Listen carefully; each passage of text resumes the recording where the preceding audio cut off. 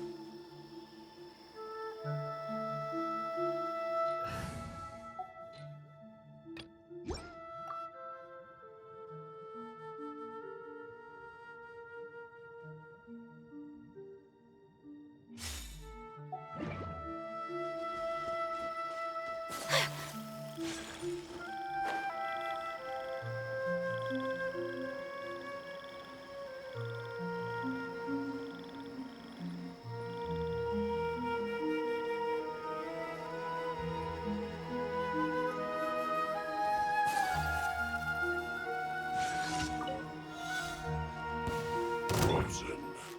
Crisp. Sakura swirl!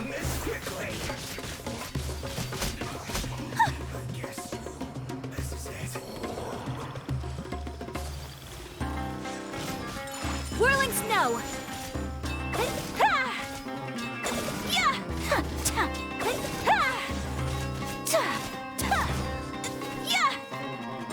My apologies! Engaging!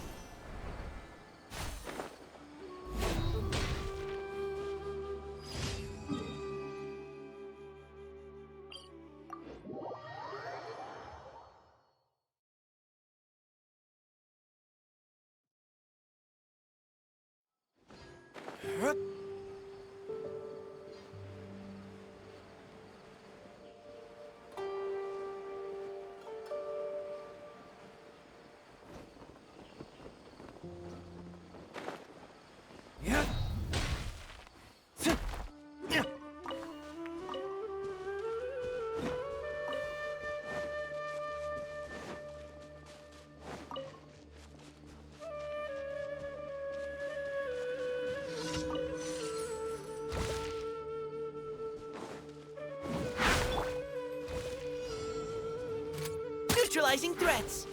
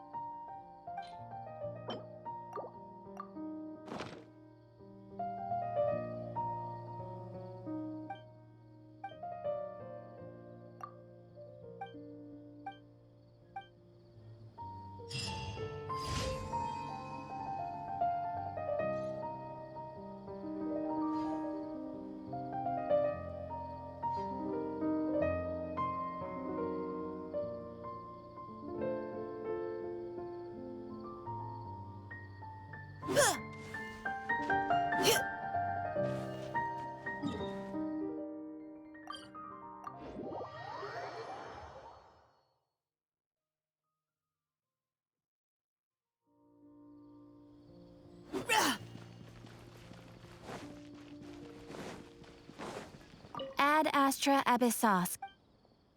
Thank you for Ad Astra.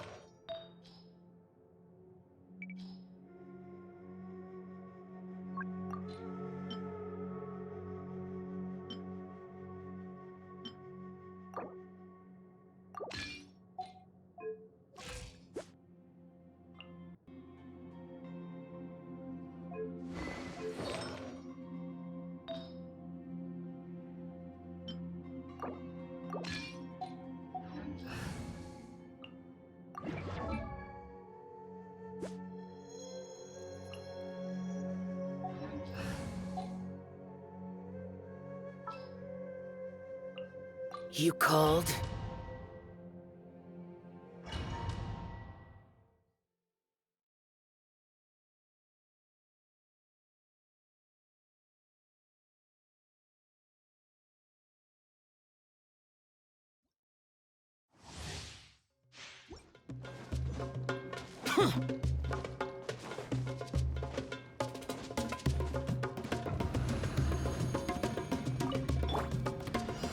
Gather!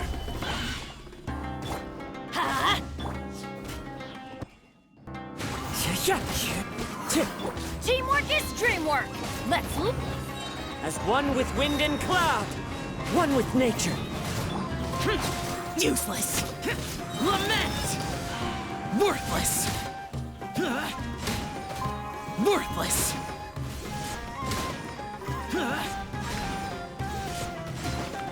Worthless.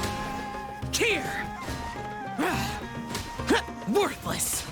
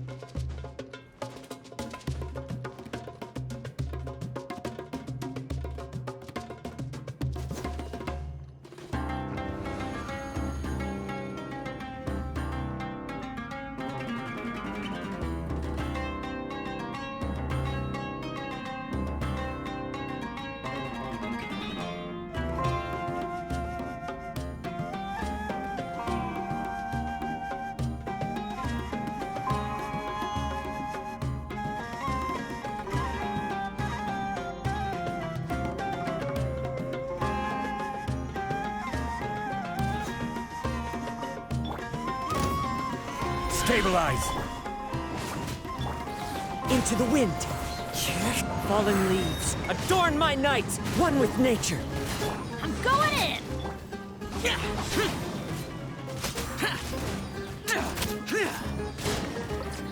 Disappear! Here! Worthless!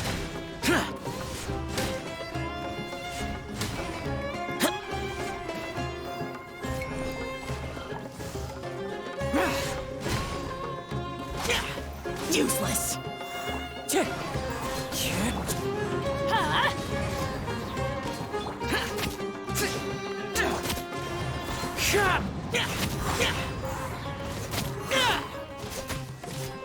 This is order. Huh?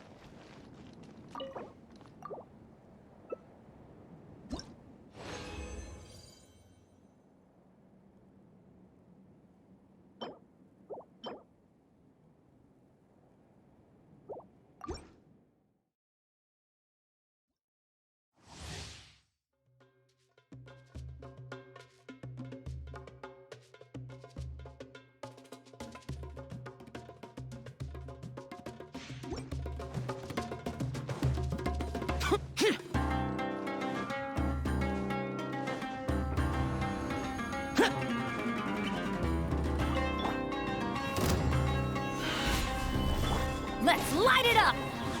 The wind knows me. Clouds hide. The birds call. Into the wind. Teamwork is dreamwork! Boring. Lament. Worthless. Here. Worthless.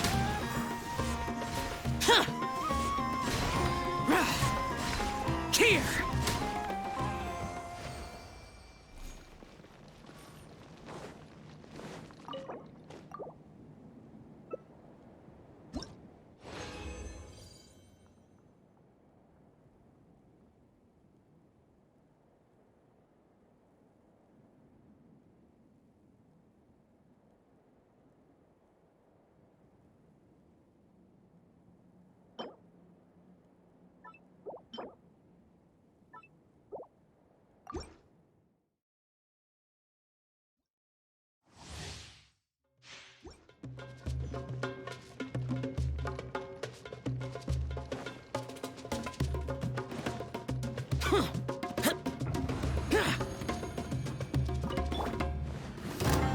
Solidify!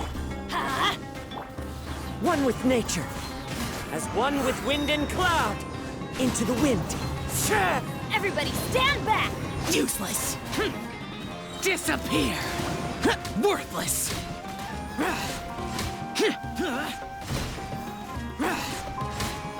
Here.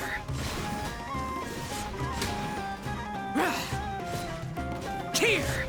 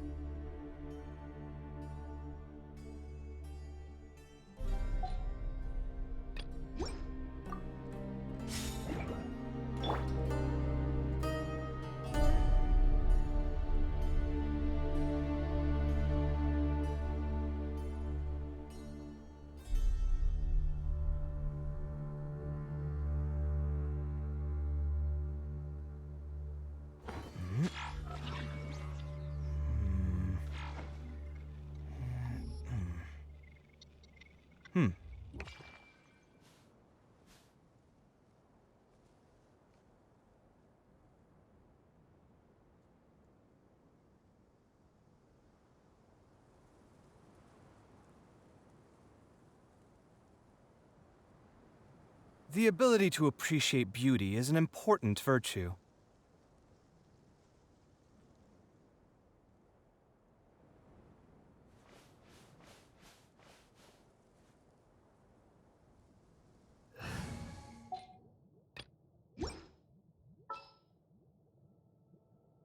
Is that the client?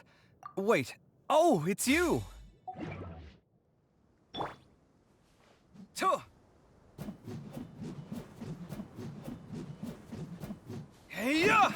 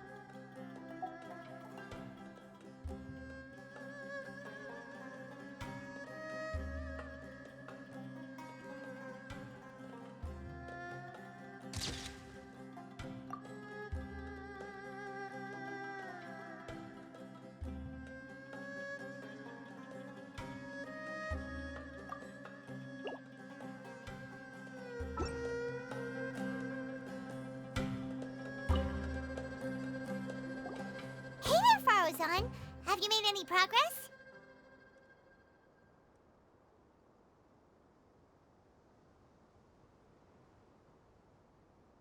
Ah, you're just in time. I'm about to start digging right here. Oh, you found the ley line disruptor already? Such a simple problem could never confound me. Not long after entering the desert, I discovered a primal construct that was acting abnormally, so I followed it all the way here. Once I got near here, it suddenly disappeared. Something unusual must be happening around this area. You're a true expert, Madame Faruzan. You knew what to do right away.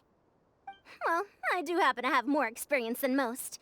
But that aside, has anyone completed this challenge yet? Nope, not yet. Well then, I suppose I'll be the first. What about that boy Tainari?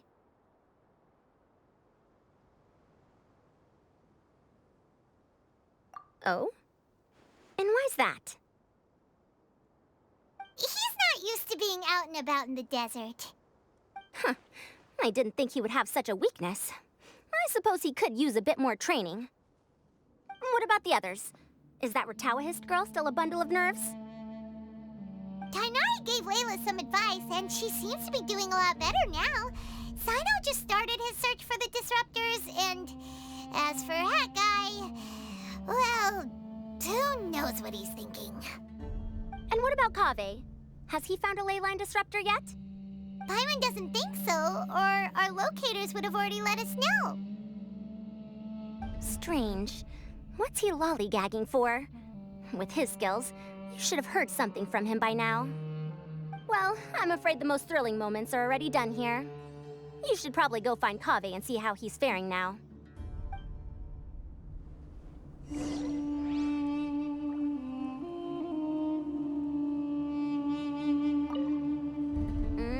Here it comes. I think I'm about to strike gold.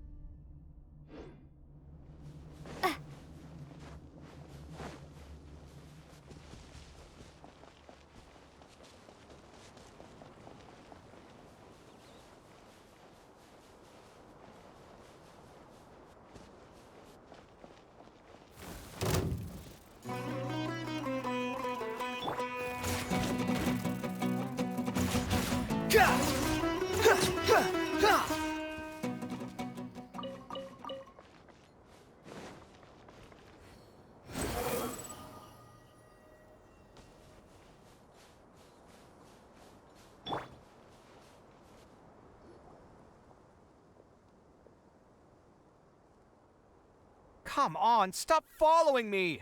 I already gave you all the food I had on me.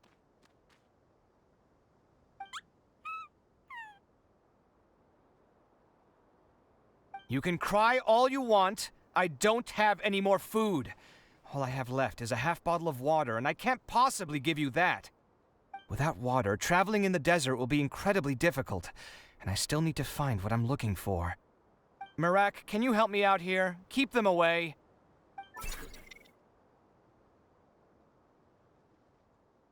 Kaveh, there you are!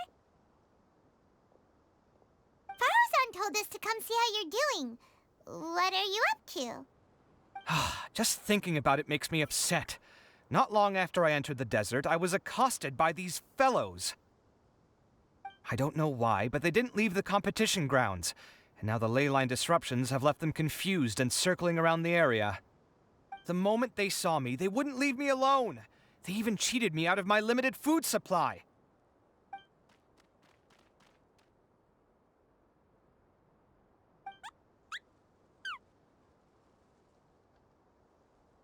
Hey, didn't I ask you to keep them away? Kaveh, is this flying metal thingy yours? That's right. This is my toolbox, Mirak. Your toolbox? Huh.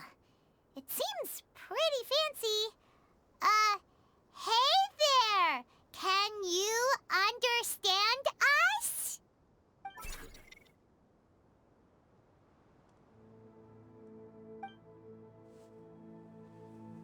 Sometimes I need to carry things when I go out, so it's handy to have a portable toolbox. Well, this definitely doesn't look like an ordinary toolbox, that's for sure. It's a long story. When I was working in the desert, I ran into a merchant group who had a machine core they excavated from some tomb. It was clearly from King Deshret's civilization. His technology still isn't fully understood, and Kasharawar has many different opinions on this topic. Our current theories cannot explain such mysteries. Upon seeing such a rare, complete specimen before me, I forked over all the mora on my person to purchase it. Some time back, I wanted to make an automated case that could store my offloaded items. With that core, I created Mirak. It can't understand commands that are too complex, but it can serve as my assistant and help me with things like mapping and surveying. Most importantly, it can't talk, so it can't give me any attitude.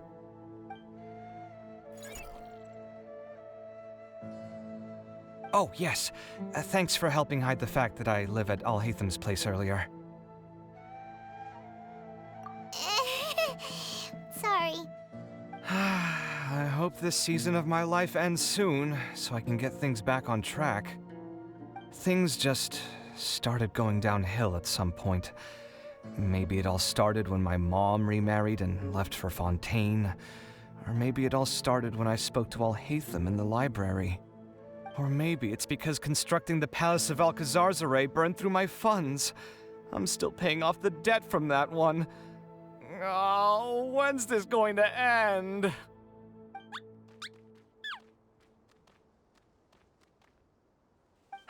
Now that I think about it, I guess we're all unlucky here. It's not like any of you asked to be trapped in a ley line disruption. Okay, let me get you all out. Kaveh, aren't you going to look for the ley line disruptors? Yes, but I can't just leave them here, can I? Oh, forget it. The more I think about this, the more I feel a headache coming on. I'll get back to searching once I get them out of here. Time's a-wasting. I'm off. Kaveh looks like he's conflicted. He really wants to win, but he can't ignore those he wants to help. Paimon's always felt like he's the type who easily gets himself into tough spots. Paimon doesn't mean this in an insulting way, but He seems like the kind of guy who'd be really easy to take advantage of. Whoa! Someone's done already! Right? Wonder who it is. Let's go back and ask Al-Haytham.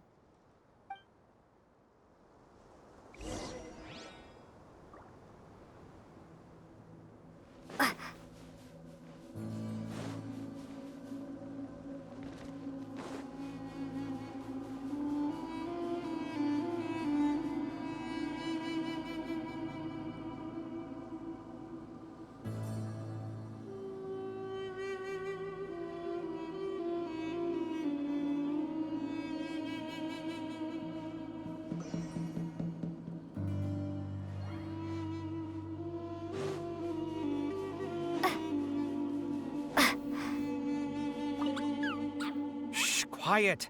I'm currently trying to find a way out of here.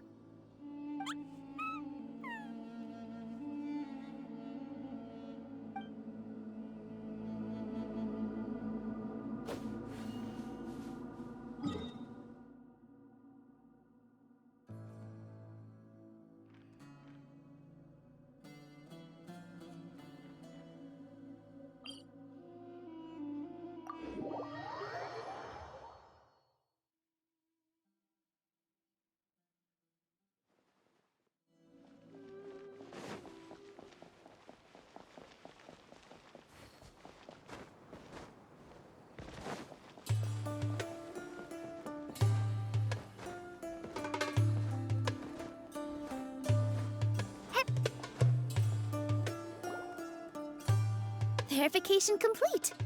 Congratulations on being this round's first winner, Sino. Ooh, so Sino was the quickest. I am from Spontamon, after all. We know a lot about ley lines, so finding a disruptor was never going to be particularly difficult for me.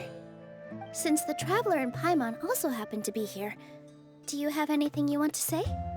Anything I want to say? My friend couldn't continue on, so failure was never an option. The bonds of yesterday will forge the road to tomorrow. With the ties of friendship that bind us, I won't lose to anyone. That's a line from King of Invocations, one of my favorite works, and it sums up my thoughts right now. It might be a good thing that Tainari isn't here, or else he'd give Sino a good smack right about now. Oh wow, it's already so late. Everyone's probably running low on food and water. It'll only get harder from here on out. Something similar happened in King of Invocations. What a classic. Any thoughts on that, Al-Haytham? I have no thoughts regarding King of Invocations. Nero obviously wasn't asking about that.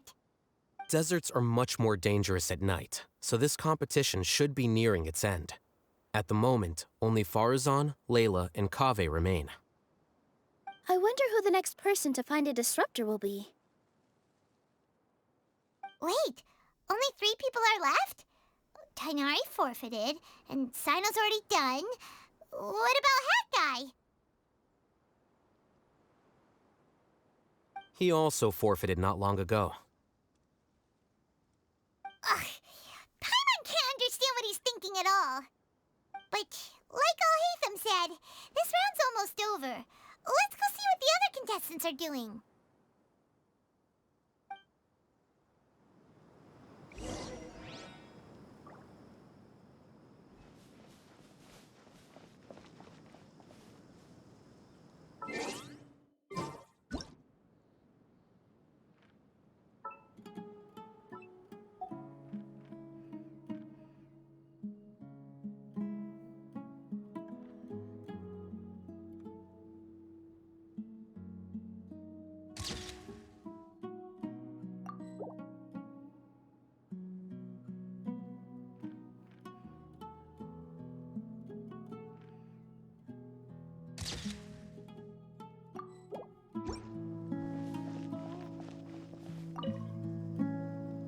Things are really heating up now.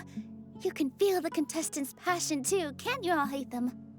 Compared to the abstraction of human emotions, The desert heat is easier to intuit. Tainari made the right decision to forfeit.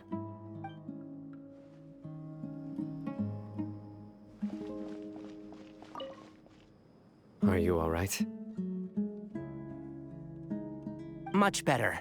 Aru Village's hospitality sure is something. 2 whole pitchers of water, to be precise. If your throat's too wet as a result, I can provide some dry humor. No, thanks. Much appreciated, though.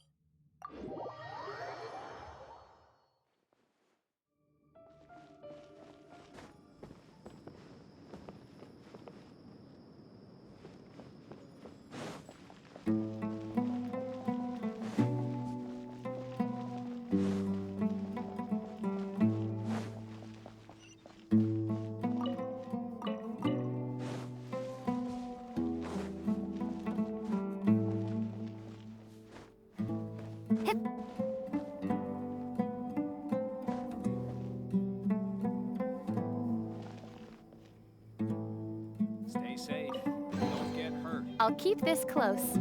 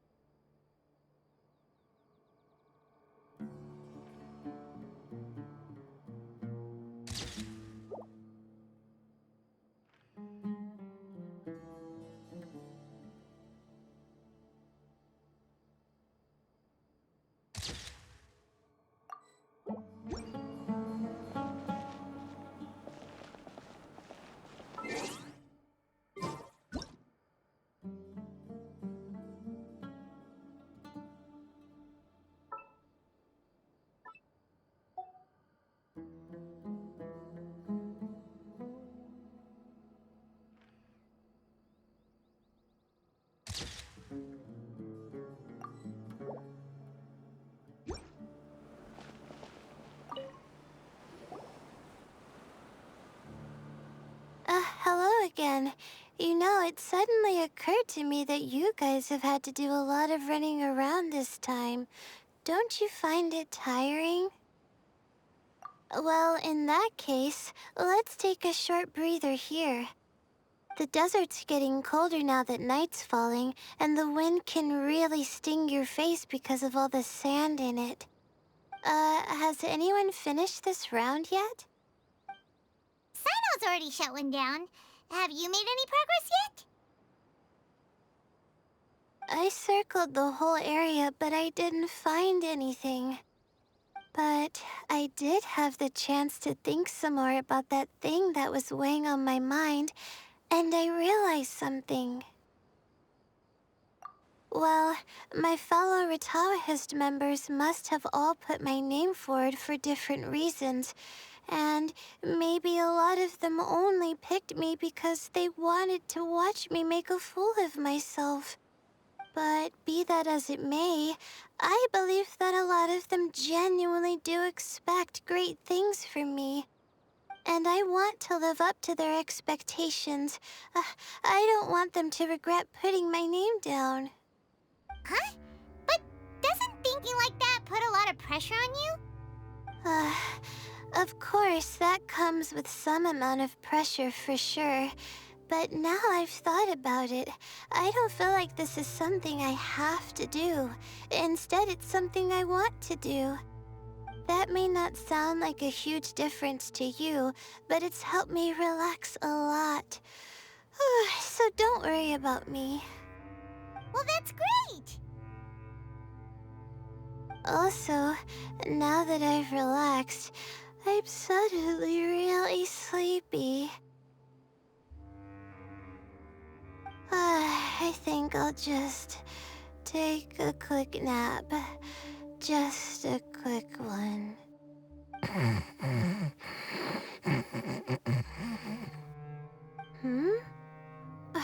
But the competition isn't over yet. Oh, Layla. She's really a bundle of nerves, isn't she? Wait, you're... Good to see you too. Ooh, it's nice to be out. Feels like I've been cooped up inside for quite a while. Well, since I'm here, I guess I should help her finish this. What are we supposed to be doing here again? Finding a ley line disruptor, was it? Let me see. Looks like she's basically gathered all the information she needs. It won't take long to wrap this up. Come with me, you two.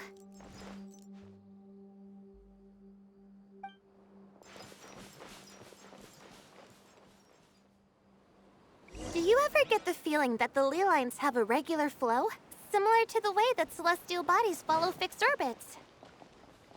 If we were looking down from on high, I wonder whether we'd find that the ley lines are just the reflections of the stars upon the Earth. Not all astrological phenomena can be directly observed. Some are deductions based on other details that we know. It's the same situation with the ley lines. The parts of them that are hidden underground can be identified via elemental energy, sound, and other phenomena.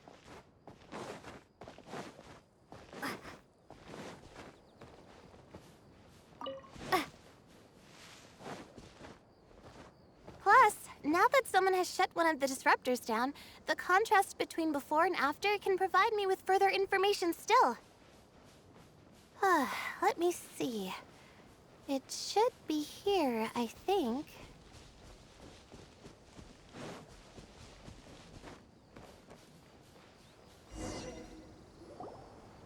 This should be it, right? I'll turn it off. That should restore the ley lines in the area to normal. Nice work! Again, I didn't do any of the real work. I'm just wrapping up. She'll probably wake up soon. No doubt she'll be a little disoriented at first, but once she's got her bearings, she'll go and report that she shut down this disruptor. Will you be staying here for a while? Or are you going to check on the other contestants? Oh, time to check our locator. Whoa, it looks like Kaveh and Farozan are headed towards the same place. Perhaps they're about to find the last disruptor. Also, speaking of Kaveh, he's an interesting one. Huh? Why do you say that? Before the second round, he had a chat with the other me. He said that worries can be like illnesses. They don't always have a magic cure. Sometimes you just have to endure them as best you can until they run their course. But the way I see it, his situation is much worse than my other self's. She just hadn't found what she wanted to do at the moment, which is why she felt lost. Kaveh, meanwhile, knows what he wants to do. He's convinced that he has to win, and yet he still seems conflicted. He doesn't have a second personality, but somehow he still seems that he's at odds with himself in some way. I don't know exactly how to describe it. It's like he's smiling on the outside, but there's no joy inside, only sorrow. Still, who knows? He must be more experienced than me. Maybe he's just better at dealing with it all than I am. But back to the topic of wrapping up. Shouldn't you be getting back to the action to record how everything plays out? Last one, then the round's over. Oh, true. Okay then, guess we'll be going now. We'll keep everything you said in mind.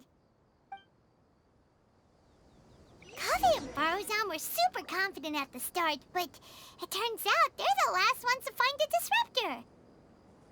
But between the two of them, who's going to get there first? Let's head over quick.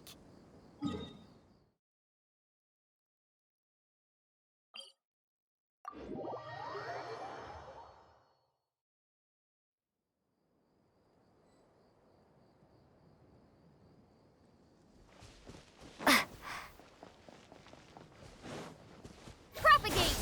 The wind rises.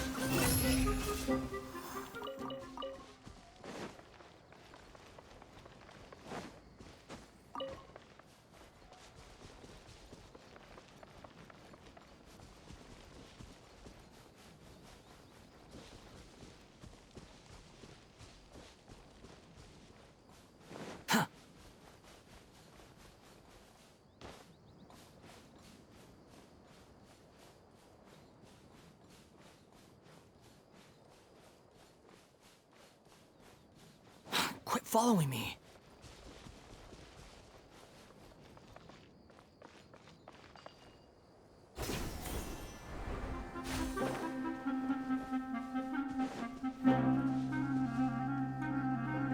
It should be around here.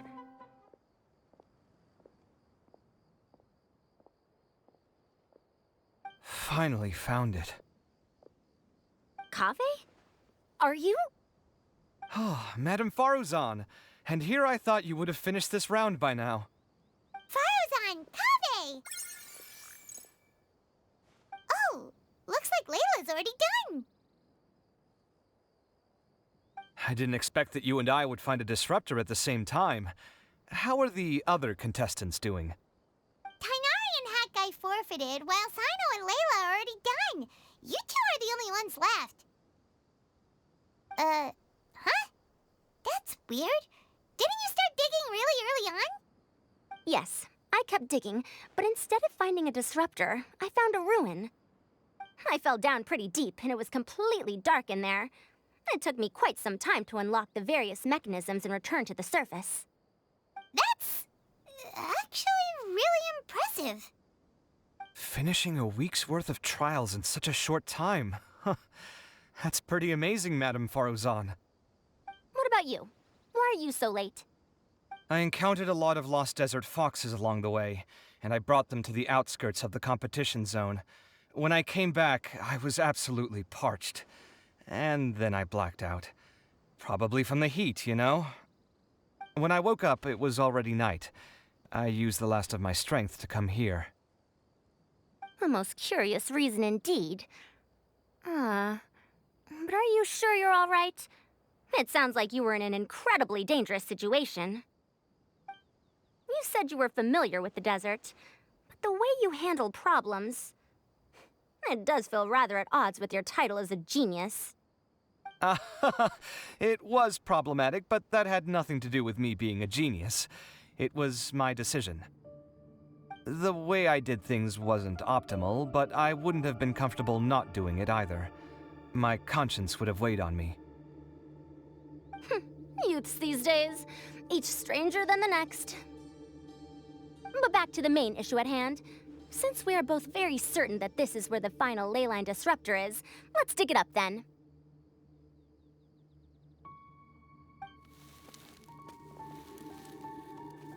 Well, this is indeed it. Of that there is no doubt. But how shall we count the score this time? What is it, youngster? You seem relieved. Oh, nothing. I was just thinking that this round's finally over. There shouldn't be any more innocent creatures getting wrapped up in danger. As for the points, I guess we can draw lots again later. I can't think of anything better. Alright, in that case, let's all head back to Aru Village. Paimon thinks you'll both need some water and rest.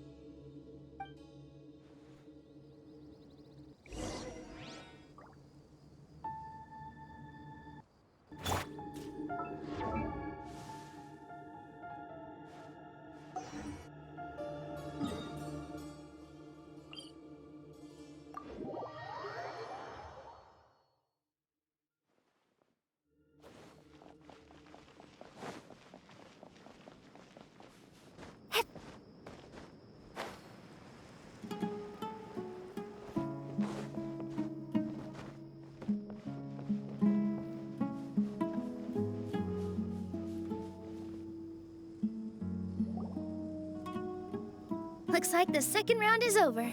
I wonder who is faster, Kaveh or Madame Farazan? Huh? Where's Madame Farazan?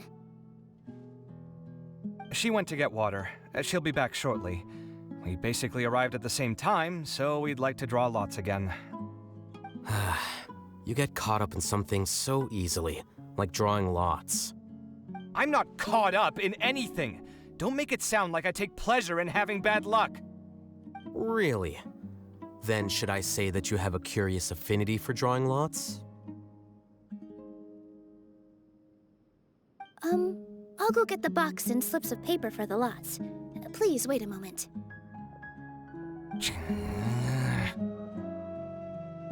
Oh, here we go again. Let's see how I fare.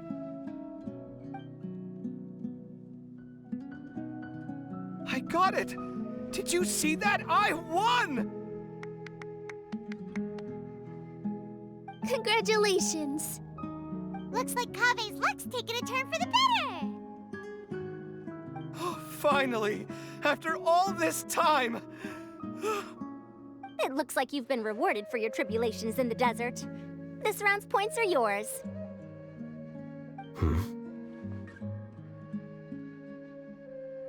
And with that, our second round is done. Sino, Layla, and Kaveh are our victorious contestants. As for the current standings, let me see. Sino and Layla both have 4 points, putting them both in first place. The rest in descending order are Tainari, Farazan, Kaveh, and Hakai. The next round will be the final one. Please rest up before then, everyone. I heard that some stalls at the Wisdom Gala are debuting new games, so feel free to drop by if you're interested. Otherwise, see you next round!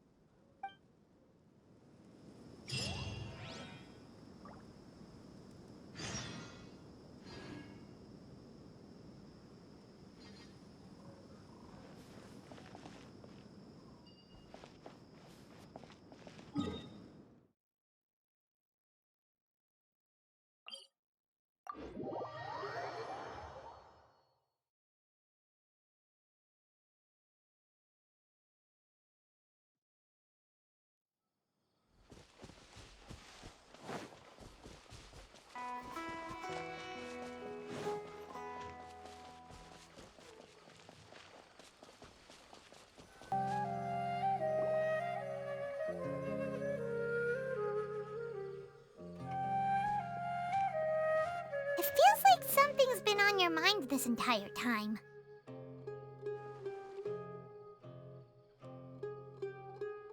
Traveler, Paimon. I finally found you. Finally? Did something happen? Don't you feel like there's something off about this year's Academia Extravaganza? When Candace and I were at the cafe earlier, we might have caught sight of some mercs on business. Thing is, they were disguised as tourists here to shop. But no disguise can mask the stench of blood. Just from their suspicious looks, I bet they do dirty work like kidnapping or assassinations. We eavesdropped on them for a while. Their target seems to be someone called Sachin. Sachin? Isn't that the person who Karina mentioned during the opening ceremony? He's apparently the sponsor behind the competition prizes and the Diadem of Knowledge, but he hasn't shown himself at all. Sounds like a rich person, all right. It makes sense now. The Eremites have been struggling to make ends meet recently, so a lot of groups have been doing private work that involves the rich. In their words, one gig sets you up for half a year. Just one job like this nets them enough mora to take it easy for a while. The extravaganza has brought many tourists to Sumeru City all at once, so it's likely that they took advantage of the bustle to sneak in. Dia and I wanted to directly capture them, but they were on guard and made some excuse to slip away. I would have tied him up if it wouldn't have caused a scene. Who's legally supposed to take care of this kind of thing? The Matra or the Corps of 30? If Sino were here, he'd definitely get involved. Why don't we head over to the Academia and tell Amatra? Thanks a million, you two. Not at all. It was coincidence on our part as well. Yeah, don't sweat it. The Eremite's reputation is gonna get even worse if these scumbags succeed. But this is Sumeru City. Candace and I don't have as much freedom to act here, so we're leaving this in your hands. Should you require our aid, come find us at the cafe.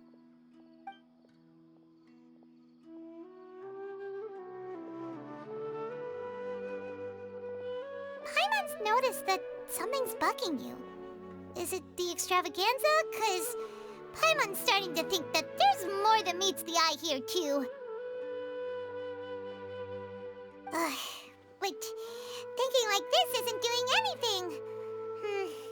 Let's just go find a mantra.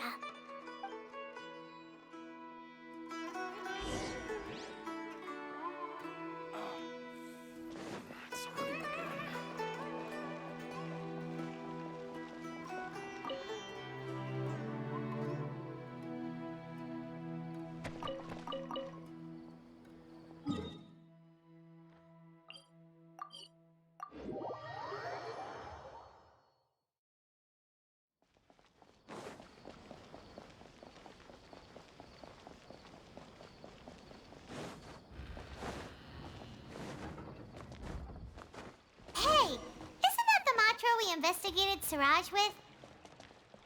Arav, wasn't it? Let's go talk to him. Hello, both. It's been a while.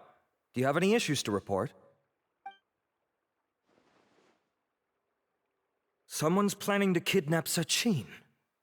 Goodness. Though I suppose it's not all that surprising. The growing popularity of the extravaganza has given him quite the reputation boost as its sponsor. He's seen as one of these super rich types. Well, since he's got a target on his back now, shouldn't you send some people to protect him? To tell you the truth, we've thought about doing just that. However, Sachin apparently prefers to spend most of his time out doing field work, and hardly ever comes back to Sumeru City. No one has been able to contact him. Our only lead is something he once said. Each time the Inter-Darshan Championship is held, I will be watching from close by to choose a suitable person to inherit my estate. Assuming he remains committed to that promise, then he must be right here in the city somewhere. I suspect that the Eremites in question must have heard about that as well, and decided to come here and try their luck. So they shouldn't know where Sachin is either, right? I would assume not. Anyway, Mahamatra Saino is still on vacation, so I'll handle this. Don't you worry. A couple of kidnappers aren't gonna get very far in Sumeru City these days. I have my ways of forcing them out into the open. All of that said, if you're interested in Sachin's story, why don't you try tracking him down as well? The sooner we ascertain his whereabouts, the quicker we can act to ensure his safety. I mean, you could task all the Matra and the whole Corps of 30 with someone's protection, but if the client doesn't show themselves, there's nothing we can do to help them. Fair point. Guess we should start searching for him too, but where should we start? None, I'm afraid. He's never committed any crimes or broken academic protocol, so we don't have a very detailed file on him. I've heard that Alhaitham has now stepped down from his post as acting Grand Sage and is back to being the scribe again. Maybe it's worth checking to see if he knows anything. Good idea! Okay, we'll head back to the extravaganza venue and see if we can find him.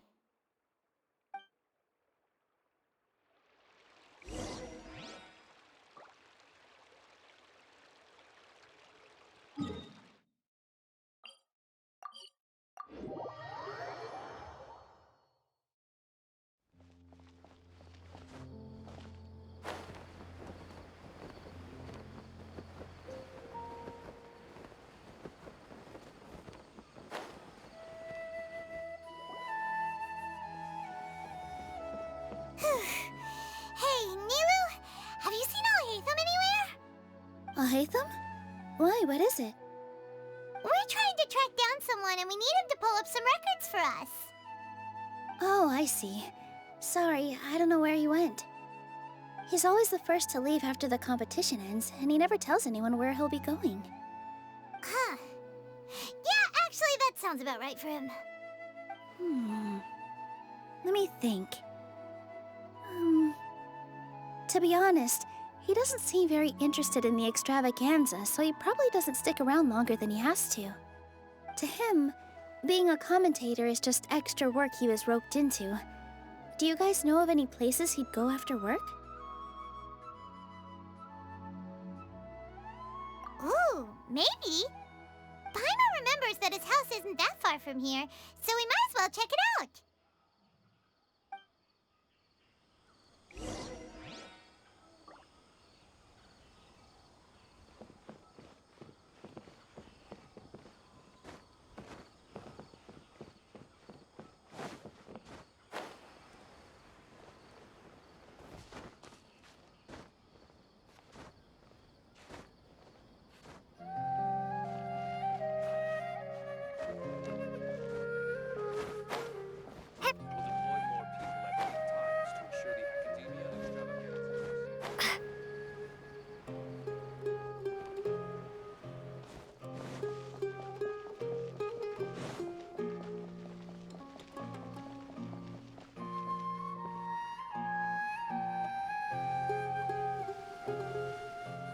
Let's try knocking.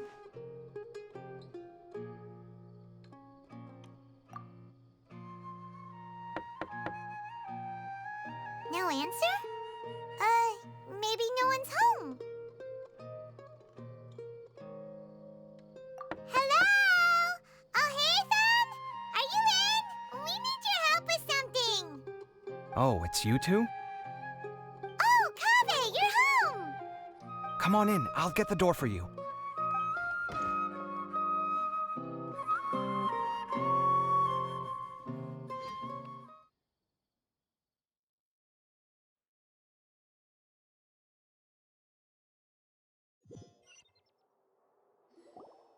We didn't hear a peep when we first knocked. We thought no one was home.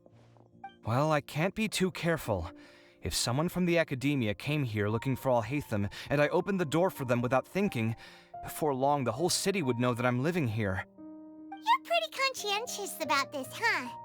So, what happens if someone comes inside looking for him while you're at home? It's fine, as long as I stay in my own room. Anyway, why would someone just barge in here looking for him? Most people have better things to do. Fair enough. So do you know where he is at the moment? What do you think? Who knows what he does in his free time? All that matters to me is that he's out of the house. I wouldn't call it that. He's just incapable of saying anything pleasant at all. I told him how the second round went. I won the lot draw, remember? Because of good karma, of course. My luck's on the rise. But him, being him... Oh, you wouldn't believe what he said after I was done talking! You're always quick to remind me that you're my upperclassman, and yet you do not problem solve in the manner becoming of an upperclassman. This begs the question of why we attach prestige to seniority at all. What does he mean, manner becoming of an upperclassman? What, am I supposed to earn the title of upperclassman now? And he didn't stop there. He said, I'd encourage you to reflect on why you've ended up having to rely on luck every round. Frankly, it's incomprehensible to me how you've managed to make it to this age without acknowledging the proverbial elephant in the room of your life. Yeah, that does sound like something Alhaitham would say. I've had it with him. Every time I talk to him, it's the same way. He finds a way to infuriate me every single time. Anyway, the disdain is very much mutual between us, so I'll be moving out as soon as possible.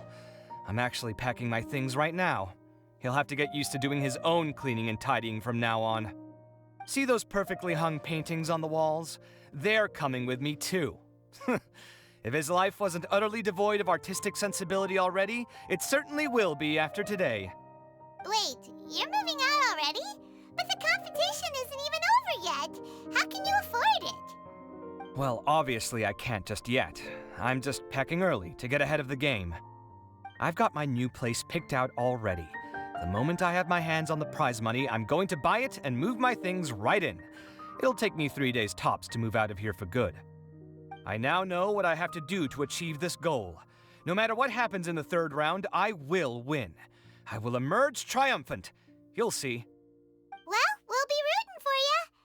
But are you sure you'll be all right? In what way? said that she thinks you'll get caught up in internal conflict. Meaning what exactly? Oh, don't tell me you think I have serious personality flaws too. Oh, we didn't say that.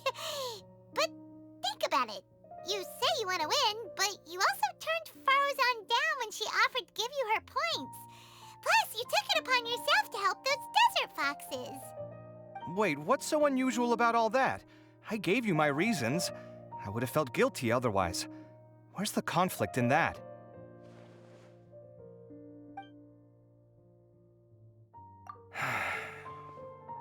Well, when you put it like that, yes, why indeed? It's a good question. I guess it's just in my nature. Plus, if I just did nothing, then there'd be no escaping the blame if something bad came of it later down the line. But thinking like that all the time must make your life so exhausting. Not to mention that by helping out, you put yourself at risk. Fainting in the middle of the desert, for example. Was that really worth it? It's complicated. Look, let's maybe leave this conversation for another time. What was it you needed Alhaitham's help with, anyway? Sachin? Huh. He did actually mention a Sachin recently. I remember he brought a few documents home that day. He was thinking out loud as he looked through them, making some notes and doodling as he went. He even suggested that I should take a look, but I didn't. Give me a moment. Let me go find them.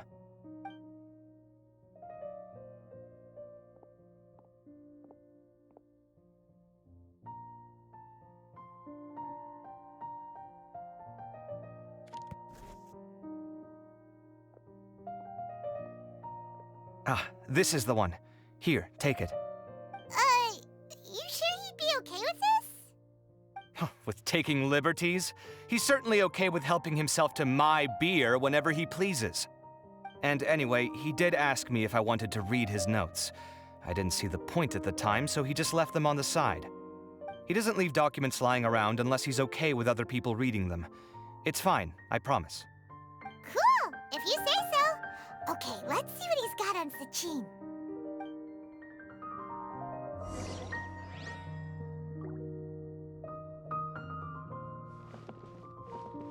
I fetched the documents for you. Feel free to look through them at your leisure.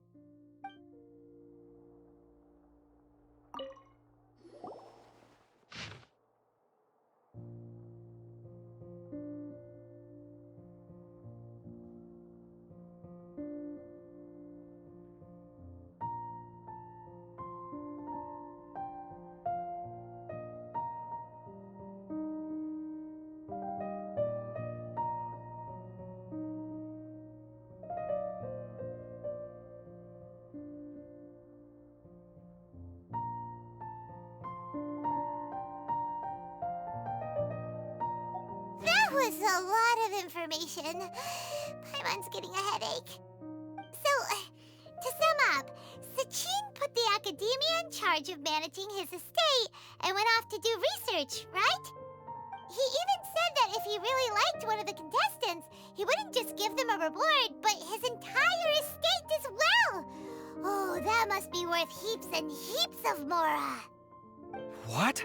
Are you serious? All of Sachin's wealth, that's more than I could spend in a lifetime, surely. Heck, if I got chosen, I'd be able to pay off all my debts, then buy a new place, and still have cash to burn. I could build another Palace of Alcazar's array, except this time, I'd make it 10 times bigger. Oh, then there's that new project in Port Ormos, of course. The bridge renovation. To do it properly would take upwards of... Hey, snap out of it! You're getting way ahead of yourself there, mister! You're right. First, I need to focus on winning and moving out of this place. Huh? Wait a moment. There's a loose slip of paper tucked in between these pages. Did Alhaitham write this? It looks like he was jotting ideas down as he was thinking things over. Let's see. Two phrases have been circled. Sachin, dead or alive, unknown. And diadem of knowledge. Some of this stuff is just plain incomprehensible. Is this written in some other language? Let me see. Huh. I recognize this script. Give me a second.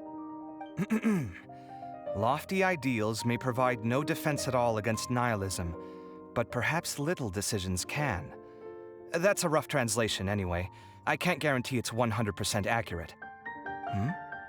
There's another smaller line of text underneath. Why would he bring that up? Wow, it's so cool that you can actually read this script! We worked together on a project once when we were students. The title was Decoding the Runes and Architectural Philosophy of the Ruins of King Deshret's Civilization. I had to familiarize myself a little with this script at the time. Oh, interesting. So, any idea what Alhaitham meant by all this? Who knows? The way his mind works is one of the great mysteries of the world. Fair enough. Well, guess we've learned all we can here.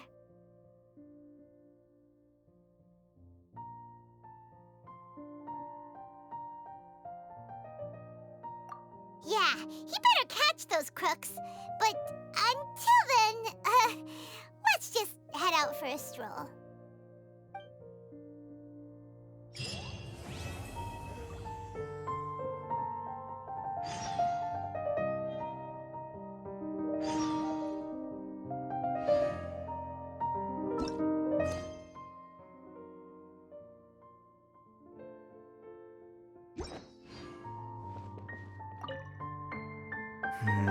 Little decisions. What could have been going through his mind when he wrote that?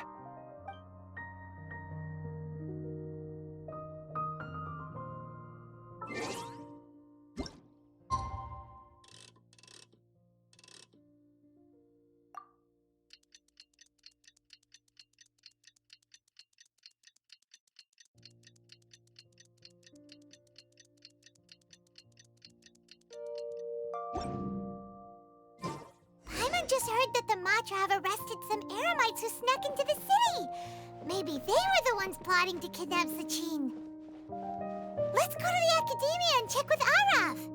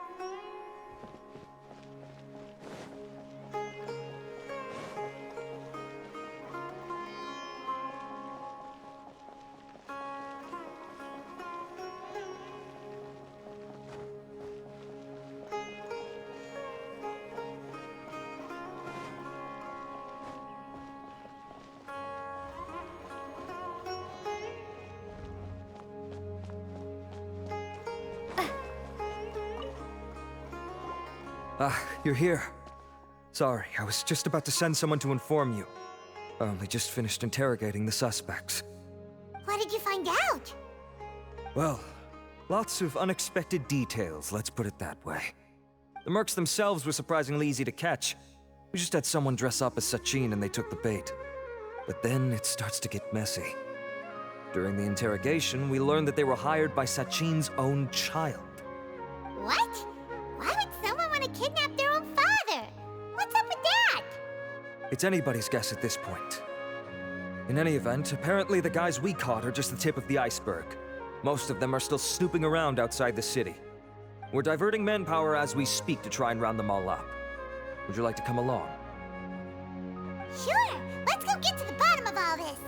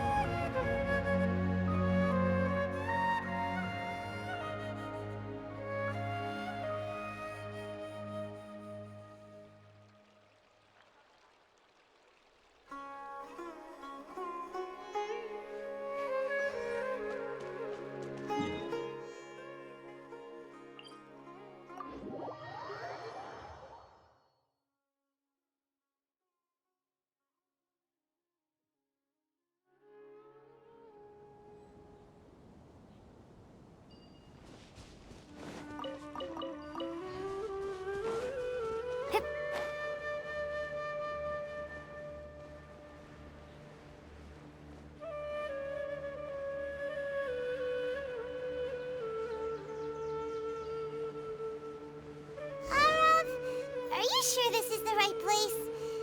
Something feels off. I'm positive. But I don't understand why they're all unconscious on the ground.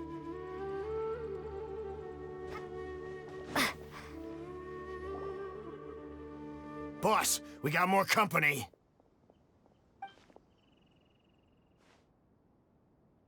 Look, we were just doing what we were paid to do.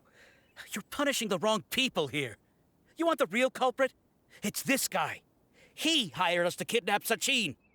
What happened? Who beat you all up? Wait, you mean you aren't with them? With who? Who did this? First there was this flying brat. Didn't bother asking any questions, just started throwing punches. After that, some guy wearing green came along and interrogated us for a bit. I've got the confirmation I needed. This is the one who masterminded this whole plot. Jawani, Sachin's son. If you have any questions for him, now's your chance to ask them.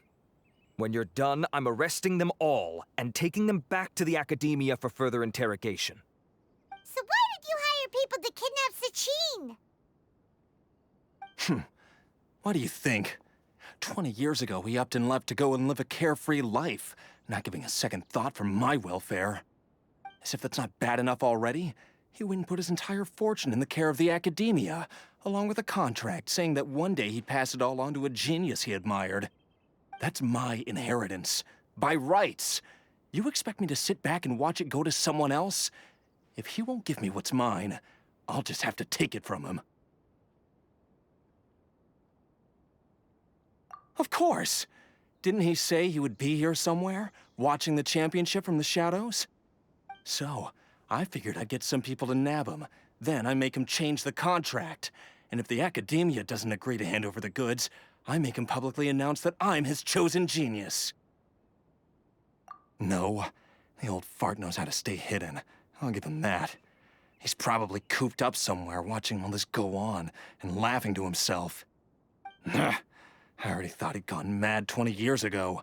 And who knows what a madman's truly capable of. Diadem of Knowledge? You mean that thing he donated to the academia?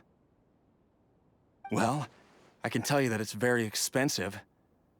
He sold a lot of assets to purchase it back in the day. Weird things started happening after he brought it home, too. For example, sometimes we'd hear a high-pitched voice coming from the storage room. Also, before donating it to the academia, he once shut himself in that same storeroom and researched it non-stop for days. Something was already seriously wrong with him by that point. Nothing he did shocked me. What do you mean, something wrong with him? I only have a vague memory of it, since I was very young at the time. But I have the impression that he went out into the desert for research and didn't return for many years. When he finally did return, he was a changed person. He would mumble incomprehensibly and write essays day and night. I asked if I could see what he'd written, but he chased me out of the room. Later, he went out somewhere and took his written essays with him. When he got back, he signed his contract with the academia. Part of me wonders whether he'd already stopped being my father by that point. Perhaps the man we called Sachin was a demon from the desert who was wearing his skin.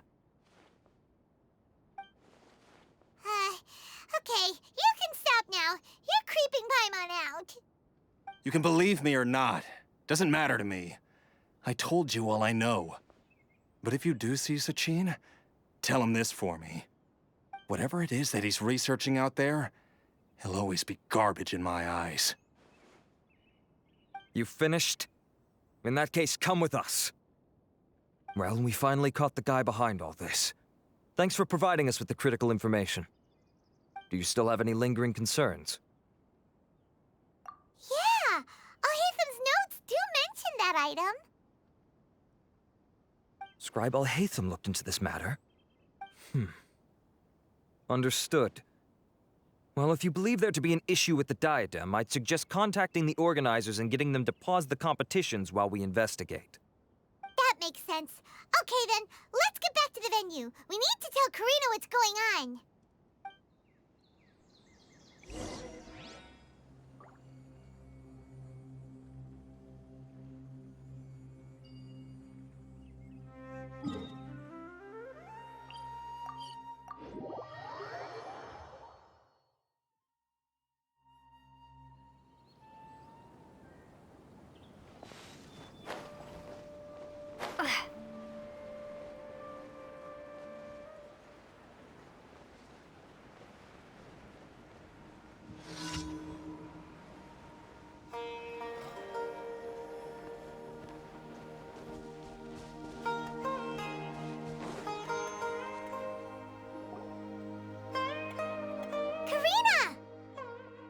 You're finally back.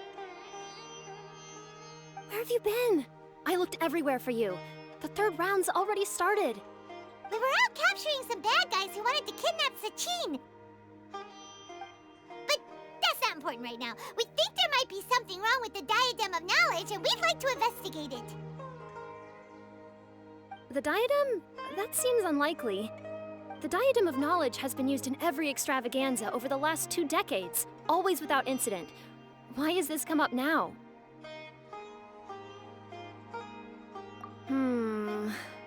This is pretty serious. Let me think. Okay, here's the situation. The diadem is currently in Mount Ima Forest. We moved it there before the third round began.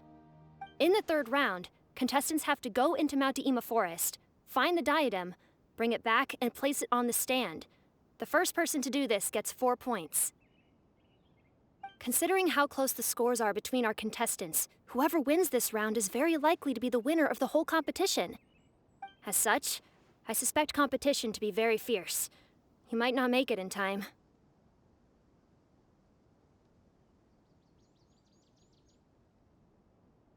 I'll mark the diadem's location for you.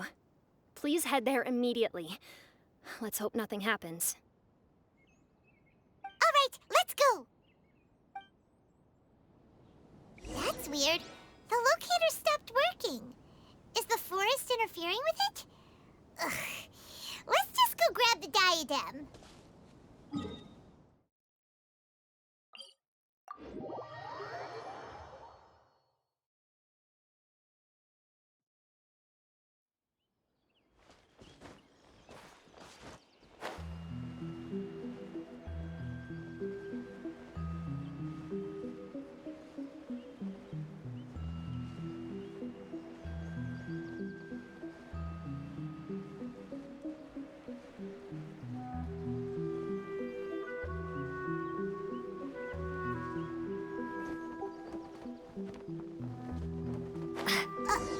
Uh-oh.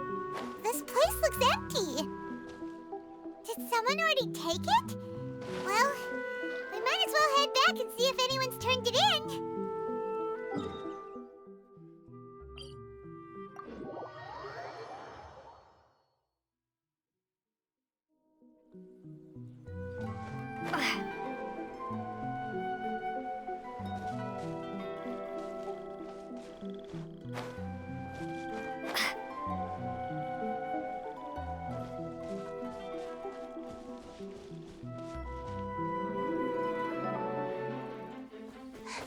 Oh, looks like Layla has seized the diadem. but getting to the goal won't be easy.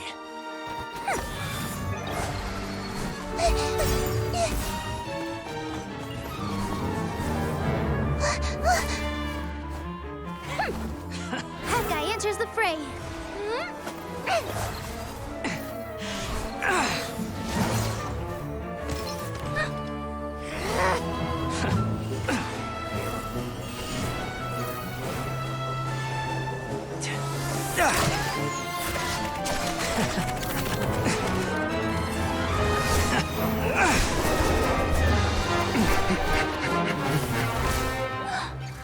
Horizon's device has gone haywire. The competition is heating up. Oh. And here's Kaveh bringing up the rear.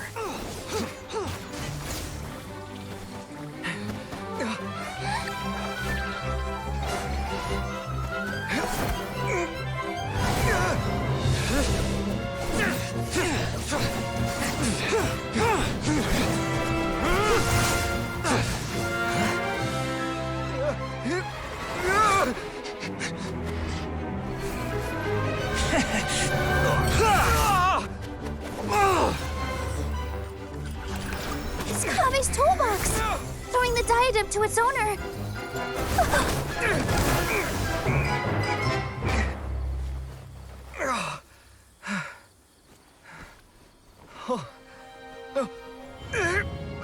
Yes, that's right. Put the diadem in place, and you shall gain all you desire. Who are you? I need you to get out of my head! I am confident that you will not disappoint me. What just happened to me?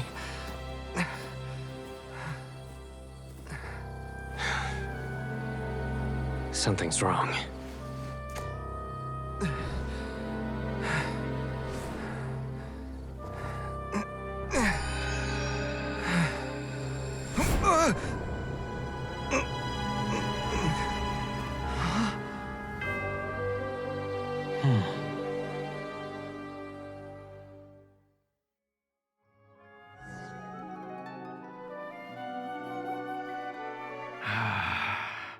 At long last, someone to inherit my estate, and with it, my research.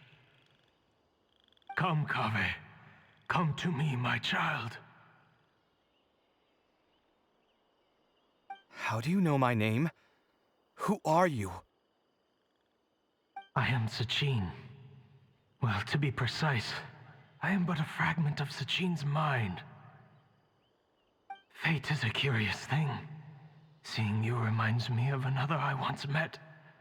But you are made of sterner stuff than he, more cognizant of the trials and tribulations of this world.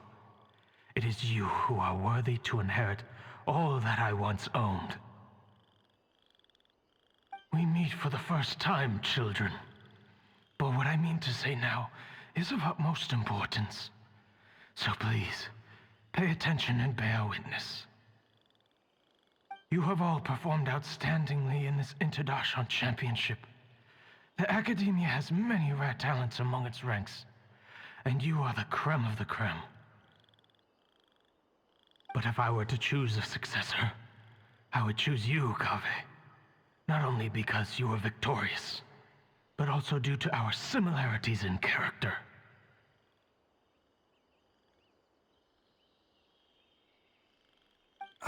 Me?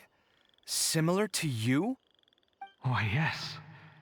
Both of us have the misfortune to be idealists, and that is the source of our misery.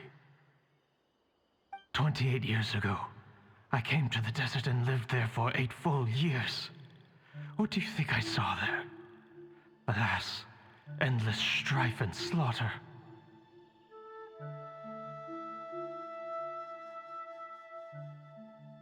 Conflict over water sources, robbing of merchant caravans, exploitation of the people relentlessly, day after day.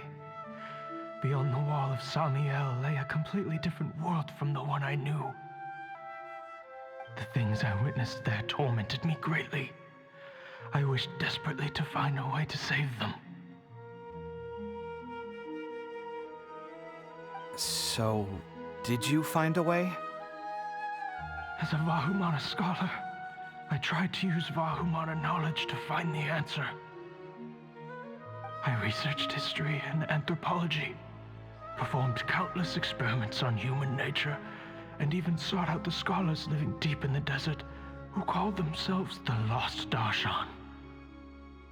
But in the end, I found that the answer I sought simply did not exist. It was not possible to simply assign blame for these transgressions to any one party, for the sins are carved into humanity's very nature. Our nature begets conflict, and conflict begets destruction. This is the inexorable truth. The aim of my research was to draw lessons from history. But what I discovered was that history offers no such guidance. Things can only ever go from bad to worse. After this realization, I could no longer see the meaning in anything that I had ever learned. Consumed by an overwhelming sense of emptiness, I could no longer bear to face life. And so, I decided to bring my life to an end. But before I went through with it, a strange twist of fate led me to come into the possession of this diadem, which has the ability to preserve part of one's consciousness. Into it, I placed my experiences before requesting that the Academia manage my estate. As I thought, the contract you signed with the Academia was in essence your will. But if you'd given up hope on this world, why did you feel the need to do this? I mentioned that I had performed a great many experiments concerning human nature. You may regard this as the very last experiment of them all. The Academia has no shortage of genius talents, nurturing the brightest minds of every generation. And so, with a handsome reward to draw out the worthiest of individuals, my hope was that one day, I would find one who could untangle the mystery of human nature once and for all, and help to move the world onto a better path. I see. So you desired a successor who was not only a genius, but who also understood the suffering of ordinary people. Such a person would have a clearer understanding of humanity, society, and the world. Huh? But did you ever consider that wealth numbs the human heart to the pain in the world? Even an idealist may be incapable of following through on your wishes after inheriting your wealth. You are highly intelligent, yet you are not the sort of person who would understand my line of thinking. To me, this is also part of the experiment, part of my investigation into human nature. Whether my successor suffers as a consequence of my research, or succumbs to an indulgence in pleasure-seeking, my research will have progressed. I grieve the fundamental sickness of the world. I regret the unbearable weight of its history. And I lament the research that I failed to complete. And this, Kaveh, my dear child, is why you will be of great utility to me. You're absolutely certain that you want to give me everything you owned? For me to do with as I please? I have faith in what I see in you. Now wear the diadem, Kaveh, and complete the journey that I could not.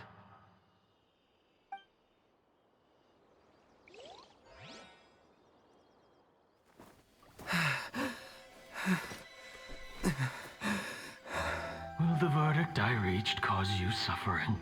Or will this newfound wealth numb your heart? I look forward to your answer.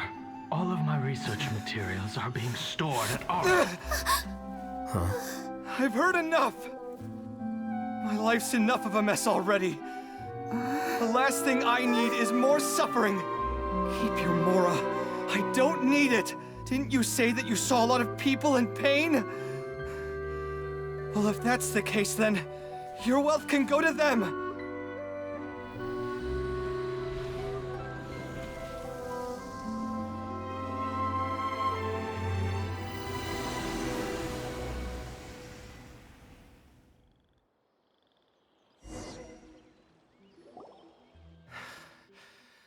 I guess that'll be the end of that. Kaveh. Are you all right? Any physical discomfort? I'm fine. Thanks, Tainari. Don't worry about me. Don't push yourself too hard. Kaveh.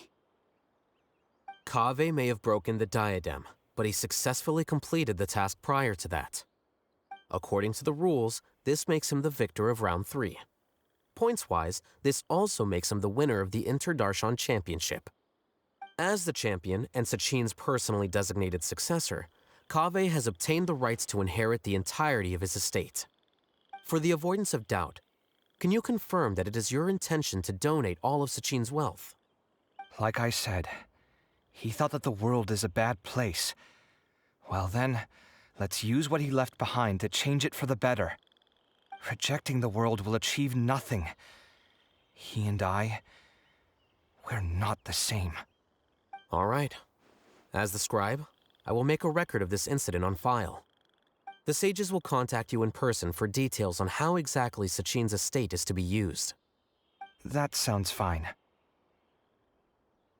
I don't know if his research findings were right, nor would I know how to finish his research for him. But what I do know is that by ending this here, no contestants will have to suffer. We won't be the last. There will be more championships to come, and countless future scholars will follow in our footsteps. Sachin's words can only cause pain, but not anymore. No one else has to hear them now. We're all scholars here. I know full well that shutting down his views like this is autocratic and arrogant. Fine by me. I'll bear that responsibility. It's the least I can do. And, well, it's the only thing I can do. Well said. What you've expressed is a sense of justice and idealism that many aspire to, but few dare follow through with. I say this despite the fact that, in my view, it's quite ridiculous. You have long been aware of what your flaws are, but your pride alone prevents you from admitting it. Nevertheless, your perspective is well suited to appearing in a victory speech. Contestant Kaveh, on behalf of the organizing committee, it is my honor to congratulate you on your victory. What? Please. I don't need your insincere praise. Anyway, this isn't the time or place for debates. Keep your commentary focused on the competition, not my views. Congratulations, Kaveh. Also, you'll need to prepare for the award ceremony. Looks like the ceremony will be held at the main venue. Let's head over and check it out.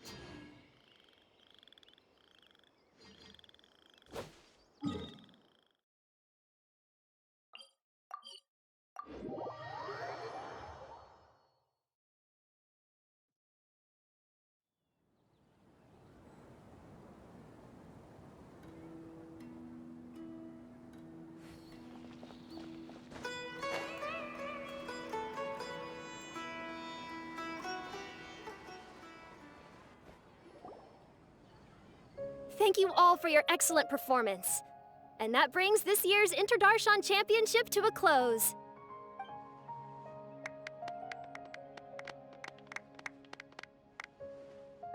Finally, it gives me great pleasure to invite our champion, Kaveh, to the stage to receive his award.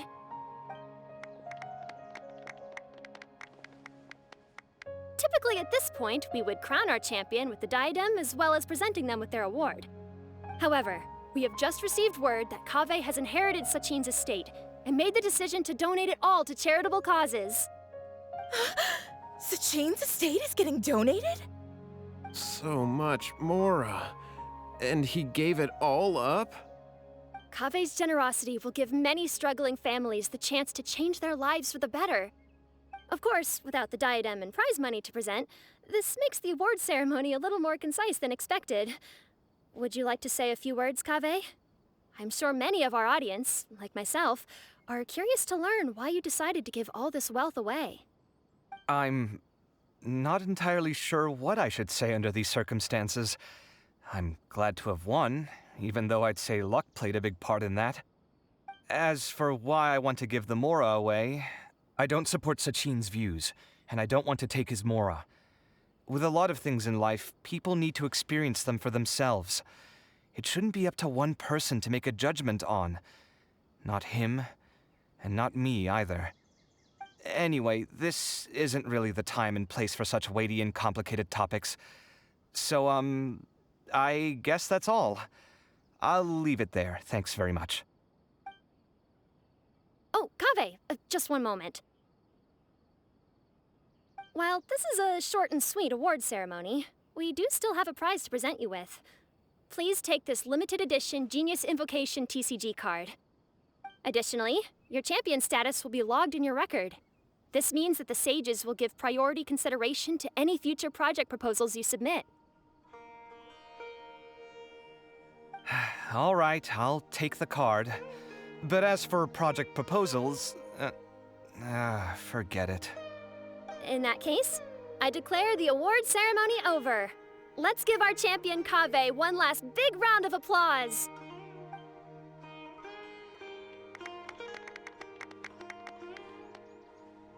I still don't really get it.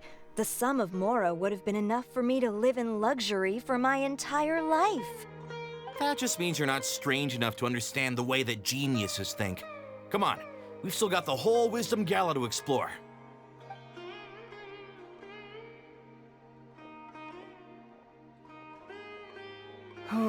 Glad that's over.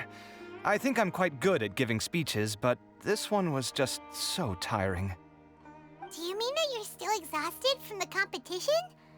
Honestly, you don't look happy at all, but whatever else happened, you're the champion, you know? Don't you think you should be proud of that? I suppose. Oh, wait. Sino said he wanted the card, didn't he? And now I have it, right here. So you're gonna give it to him? But if it's a rare one, you should be able to make a tidy sum of more off it. Why would I do that? It's of no use to me whatsoever. I may as well just give it to him. Could you pass it on to him for me when you next see him? Whoa, whoa! This is a super big deal! You should do it yourself! Come on, let's go find Sino.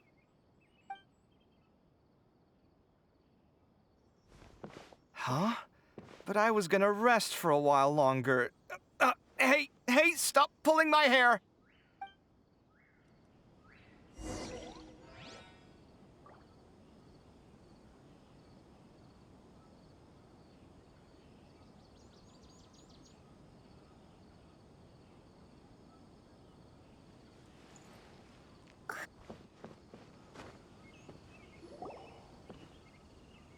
What you looking at, Sino?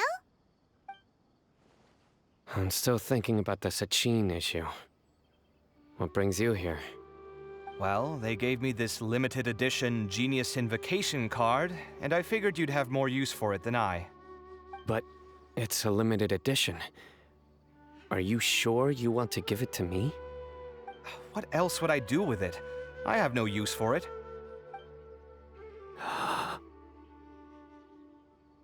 But it's limited edition. Kaveh, are you in trouble? You don't have to do all this. Just tell me what's wrong and I will help. Oh, that's not what I meant at all. Yes, I have all sorts of problems, but that has absolutely nothing to do with this card. I'll figure my own issues out by myself. All right. In that case, I accept your generosity. But now that I realize that you have no concept of its value, I cannot simply take it from you. How about this? I shall buy it from you at a fair price. Namely, the price that the previous limited edition card sold for. Oh, come on. It's just one card. How much could it really be worth? 1 million more at the very least. Huh? How much? 1,000,000 more? If you feel that's too low, I can go a little higher. 1,000,000 mora for a card? But you already have a whole bunch of these, shiny ones, don't you? I saw your deck last time we played. Not every card is this valuable, and some cards are exquisitely designed, but not rare. Huh. Well, I guess they must pay you plenty to be General Mahamatra if you're splashing out on things like this. But really, it's fine. I'd feel bad taking mora from a friend. Don't feel bad. I save a lot. I can spare the mora for this card. You don't spend all your savings on your hobbies, do you? You should watch that, you know. You definitely don't want to end up borrowing money in a moment of impulsivity. Living with debt is miserable. Sounds like you're speaking from personal experience.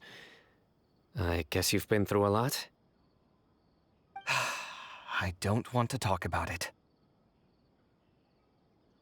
In that case, maybe you're the one who should be listening to your advice. In any case, I, Sino, will take this precious card, and it shall join the deck of destiny. Kaveh, come with me in a few moments to collect the mora. Thanks to you, I have achieved my goal for participating in this tournament. All right, if you insist. Far be it from me to refuse your courtesy any further. Well, at least I'll be able to keep on top of my bills this month. Maybe I'll even have some left over. In fact, let me treat you all to a meal later. Bring Tighnari and Kale, too. Well, this is what they call all's well that ends well.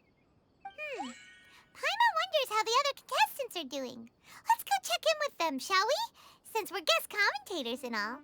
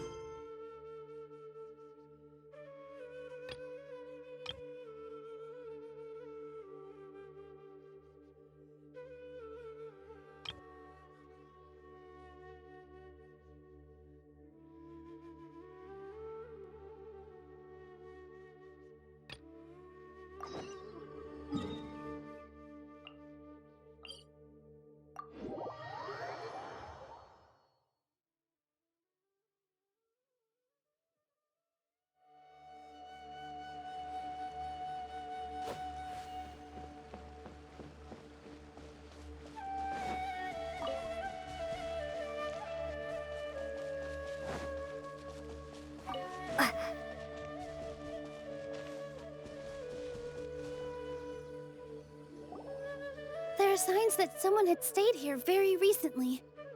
But we can't confirm if it was Inaya or not. Let's take a look around first. Did you hear that? I heard it too. Let's investigate.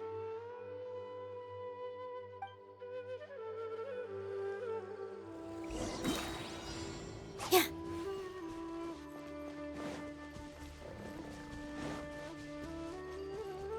It sounds like we're getting closer. The voice is coming from over there. Yes, we're almost there. Stay back! It's Inaya! She's being attacked by wild animals! Inaya, don't be scared! We're coming to help!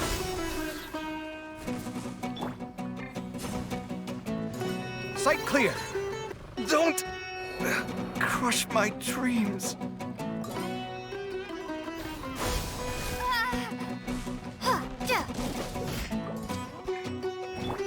Positions! Scatter!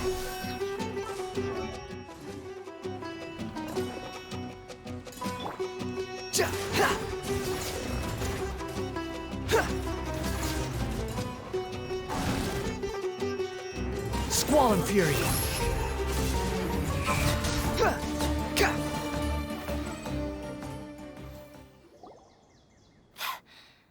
Thank you. There There weren't so many big animals in this area before. They chased after me for a long time.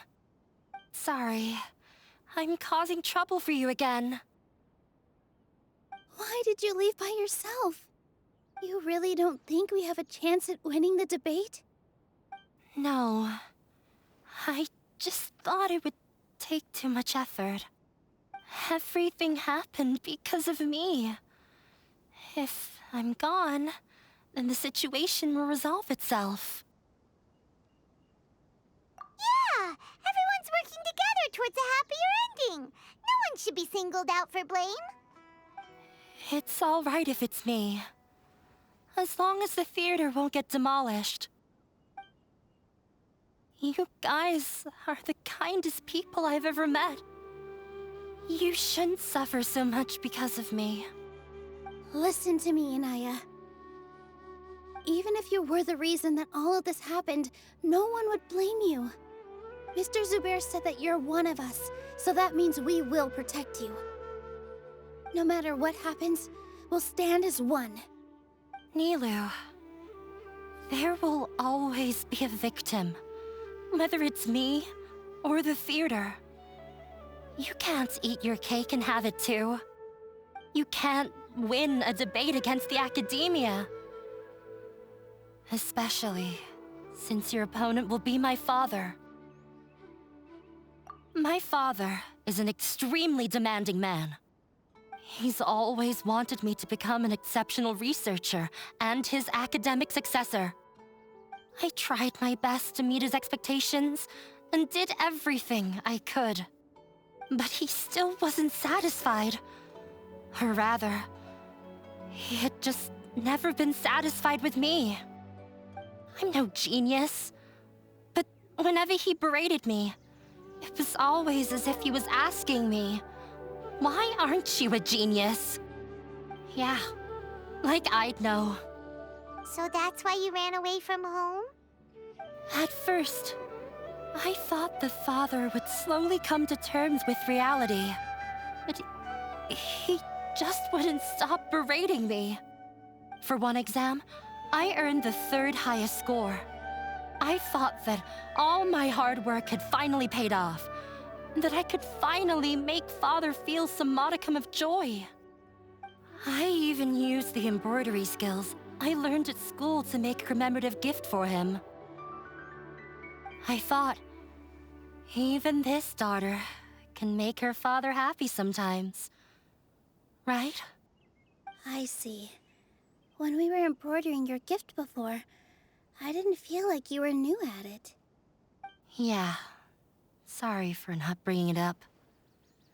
These are not pleasant memories for me. I was tired of him yelling at me every day. All I wanted was to see him smile at me. But he was more angry than ever before once I'd given him my embroidery and told him my score. He flung my present to the side. You think you should be proud of 3rd place? Reflect on why you weren't 1st. I forgot how long I'd cried for. I only remember my parents arguing. My mother also thought he went overboard. They argued for such a long time. My father eventually stormed out and slammed the door behind him. I didn't get a single sentence of apology or any words of comfort. I've completely given up. We're destined to never understand each other. How horrible! I don't think you can beat him in a debate. Because he doesn't even understand what kind of place a theater is. He can never understand the relationship performers have with their audience. His life is devoid of camaraderie or friendship. He just wants everything to happen according to his wishes, as if the world revolves around him. What we cherish, our little place in this world, means nothing to him. It sounds like your past has had a huge impact on you. I understand now, Inaya. But when we were preparing for the debate, I heard something quite wise. Maybe it'll help you.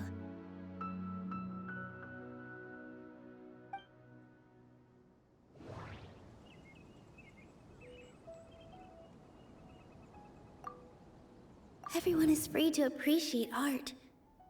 No form of art is inherently superior.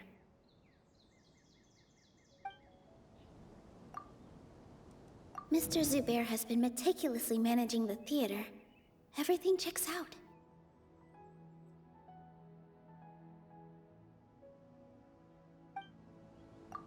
Art must first be appreciated by others to confer value.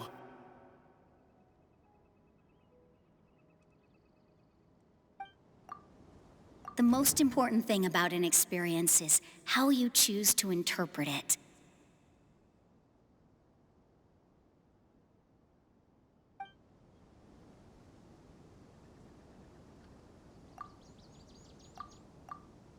No, No, there should be something else that's more relevant. Miss Raykar has gone through a lot in her life, but she told us that she's very happy to live at the theater now. Although she ran into misfortune, it led her down a new path in life. She sees that as a blessing. She told me that the most important thing about an experience is how you choose to interpret it. Interpret it? I can sympathize with your unhappiness at home, but after you ran away, you ended up at the theater and became one of us. Those unhappy experiences allowed you to really cherish your bonds with everyone, and also gave you the opportunity to become friends with us. Don't let your past suffering keep you from the new life that you've worked so hard to find. Oh. Let the past stay in the past. When I ran away from home, I swore that I would leave my family conflicts behind. But you're right. All I'm doing now is falling right back into it. Maybe you'll disappoint him, but that doesn't matter. You have a new future waiting for you. Don't let go of the answer you've worked so hard to find. That's right. If we put our heads together, there's bound to be a way. You're right. There's nothing to be afraid of. I'm not trying to meet his expectations. So why should I give up because of him? I can't afford to lose anything more. We have to win. The debate will not only protect Zubair Theater, but also allow me to settle things with Father. That's the spirit! Let's go. I'll tell my father about the debate. I know him very well. Even if he looks down on us, I know how to make him accept. All right, let's go.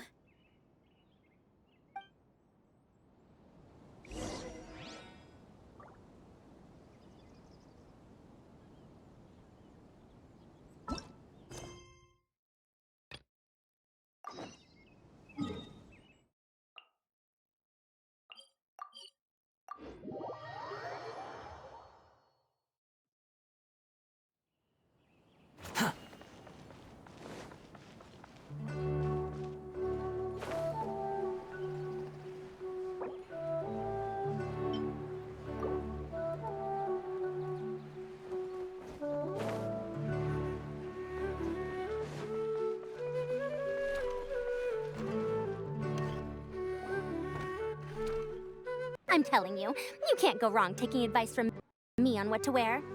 Back in the day, my fashion style was considered cutting edge by everyone in academia. Really? Well then, sure, Madame Farazan. Maybe you could pick out a few fashionable outfits for us. Farazan! Nilu! Even Dia and Candace are here! What are you all up to? Candace and I bumped into these two while we were strolling through the streets. Madame Farazan here's pretty friendly. When she heard that we were buying clothes, she decided to give us some help. I don't really see anything I'm familiar with. Never mind. We can purchase some textiles and make the clothes ourselves. Let's go with the plain fabric as our base. And embroider red and pink flowers on. Oh, and some green leaves. Oh, wait a sec. You sure that's the latest style? That sounds a lot like what the older folks back home would wear. Don't worry. This style is a timeless classic. No thanks. This is actually sounding pretty weird. Wait. Madame Farazan's right. That style is a classic and used to be mainstream fashion. But these days, there's some other options too. If you don't mind, how about I pick some clothes out for everyone? It's not often that we get to meet up, especially since Candace rarely makes it to Sumeru City. Also, I know a few places where I can get a great bargain. Sure. I'm happy to leave it to you. I'll come with you to have a look. One always has to keep on top of what the youth of today are into. Madame Farazan? Come quick! She's over here!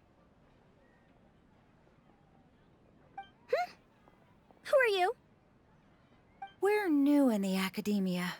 We saw all the amazing things you did during the competition. Do you have any classes we could sign up for? Of course I do.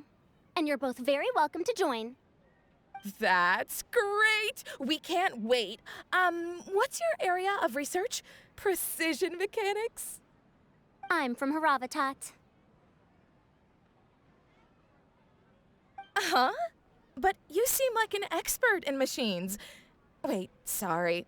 I remember now. You were representing the Haravatat Darshan in the championship. Oh, their classes are so boring, though. I'm sorry, ma'am. Let me know if you run any other classes in the future. I'll be there.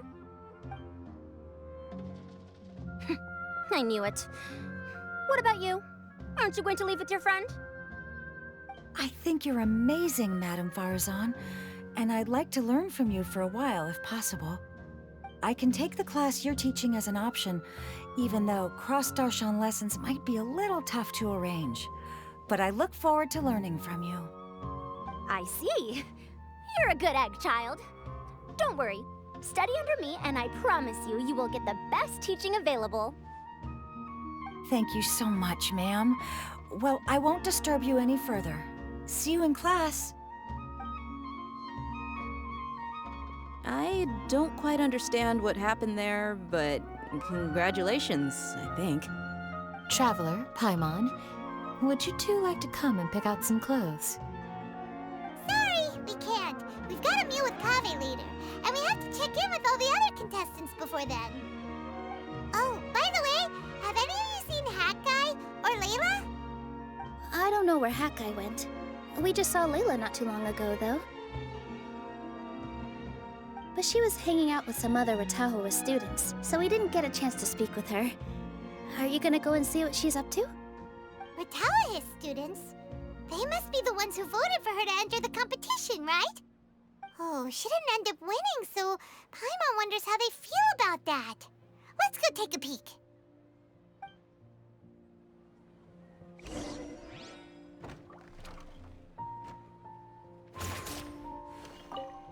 If you don't come to Sumeru City often, classic floral designs aren't a bad choice. Those don't really go out of style. And of course, since you're putting this on your body, you need to consider the type of fabric the clothes are made from. Some materials might look stunning, but they can be terribly uncomfortable to wear. Agreed. After all, is fashion not the constant phasing in and out of classics? In that sense, you could always consider the style I suggested too. Wait, sorry, ma'am, but I think it could be quite a while before the style you recommended comes back in fashion.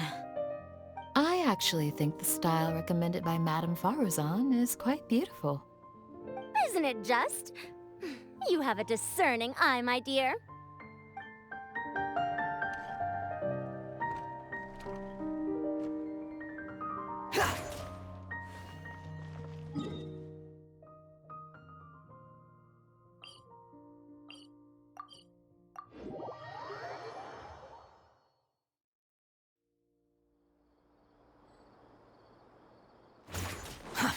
too slow.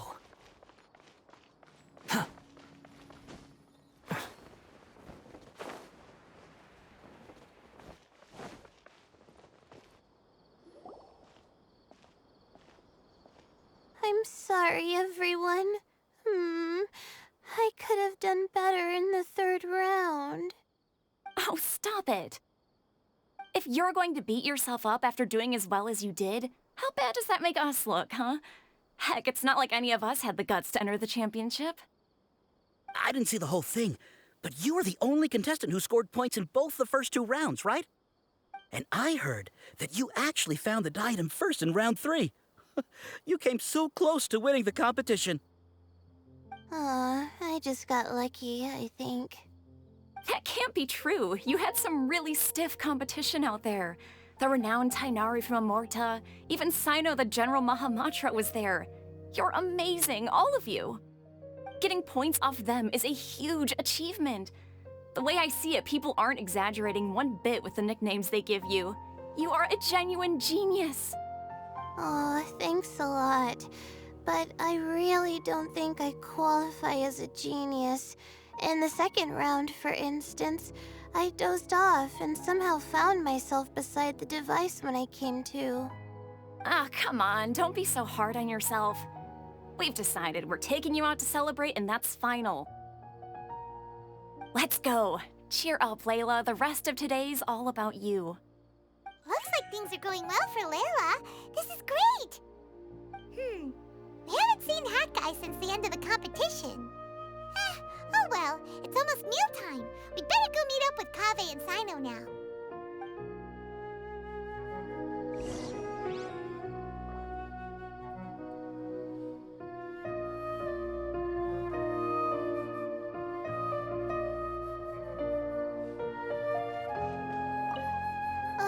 I can't believe it.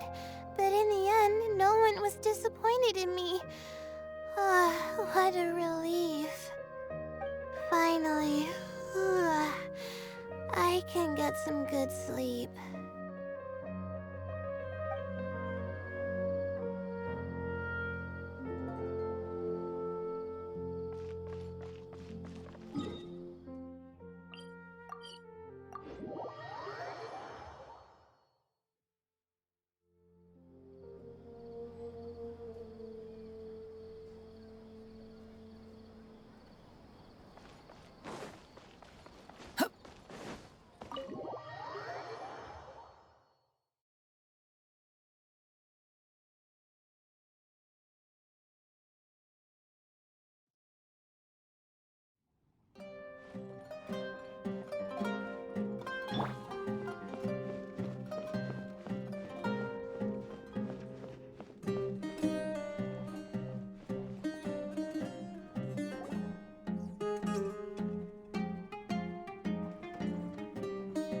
Are you sure you have enough to cover this? Don't blow it all at once. Don't worry. I budgeted very carefully, and this is well within my means. Anyway, I've lost count of how many times you've treated me. It's high time I return the favor. Oh, Traveler, Paimon, over here! Ooh, look at all this! Good food, here we come! I heard that you went to see the other contestants. How's everyone doing? Farazan found herself a student, and Layla's classmates are bowled over by how well she did. We couldn't find Hat Guy, though. Who knows where he's gone? Alhaitham's gone missing in action, too. The one time I'm actually in a good enough mood to treat him to a nice meal, he disappears without a trace. That guy. Where the heck could he have gone? I still have questions about that note he left. Well, whatever. He can do what he wants. Now, let's eat.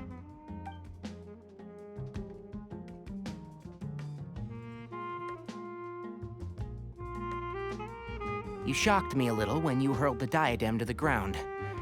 On further reflection, of course, it made sense, but at the time I was expecting at least some amount of deliberation. Sachin's voice started talking to me inside my head from the moment I picked it up. I could feel his emotions, too. It was a mix of despair and horror swirling around inside my mind. He bombarded me with his ideas relentlessly. like he was trying to brainwash me. It gave me a splitting headache that only got worse as he went on. Like I was saying at the time, his views are not necessarily completely without value. But if all his research does is lead to misfortune, then we're probably better off without it. If his forbidden research were to spread in a harmful form and cause people to suffer, the Matra would step in and ban it. I think you did the right thing. I suppose another way to approach it would have been to claim that you agreed to inherit his research, but give up the research as soon as you've inherited the wealth. But that wouldn't have been your style. I won't comment on his theories or experiments, but I don't believe that he was careless in his choice of candidate. He chose you. That means he knew what he was doing. Perhaps. I just think that if you accept someone else's things, you should honor their wishes. That's a good thing. It means that you have integrity. Thank you, oh my god, thank you. See, you get me, Kale. It's a good thing Alhaitham isn't here right now. He'd be quick to explain why you're wrong. Seems like you always include him in the conversation, even when he isn't here. Yep, no dinner with Kave is complete without a few words about Alhaitham. I sense that Alhaitham has in fact been here with us all along. He's here? Where? Why didn't you tell me? He lives rent-free in each of our hearts.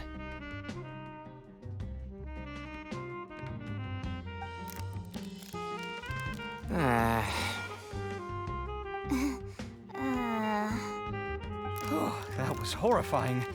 It literally sent chills down my spine. Good thing you didn't say that before we started eating.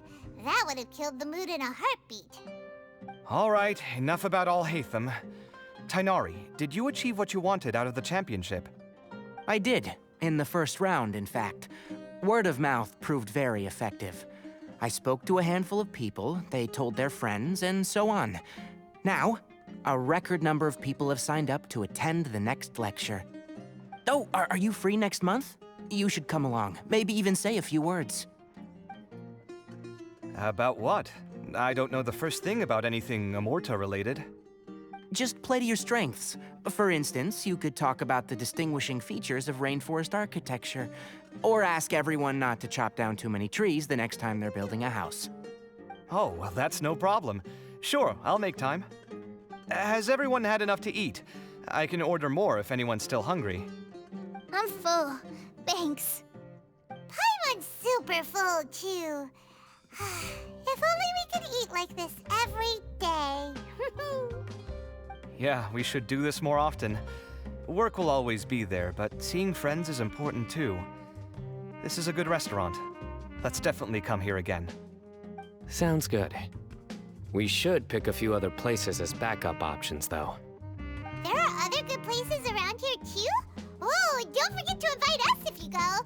There's nothing we love more than good food. Kave, do you have plans after this? I was thinking of maybe going to the academia for some alone time. Nothing set in stone, though. Why do you ask?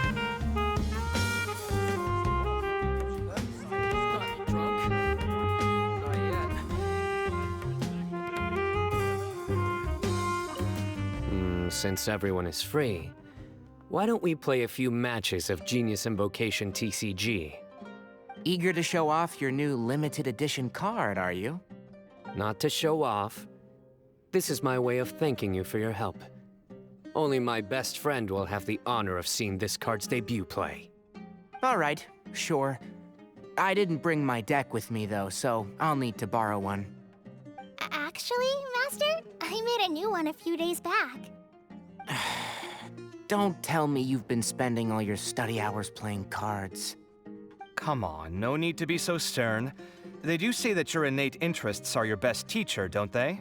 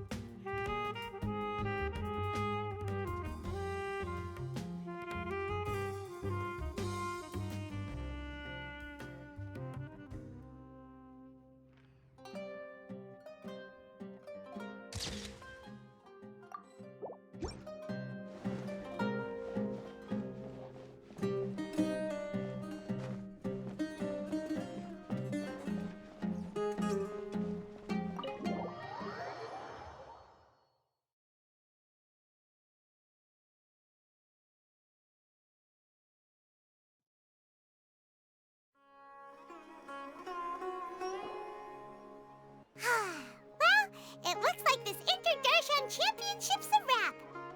All that stuff with Sachin and the diadem got sorted too. Have you still got anything else on your mind? Oh, right! Yeah, Sachin said that he placed his research materials at somewhere beginning with but Kaveh smashed the diadem of knowledge before he could finish! It might be dangerous if someone finds his old research stash, right? Where do you think it could be? Holy smokes, you're right! He said he spent all that time researching in the desert, didn't he? So it's very possible that that's where he'd leave all his notes.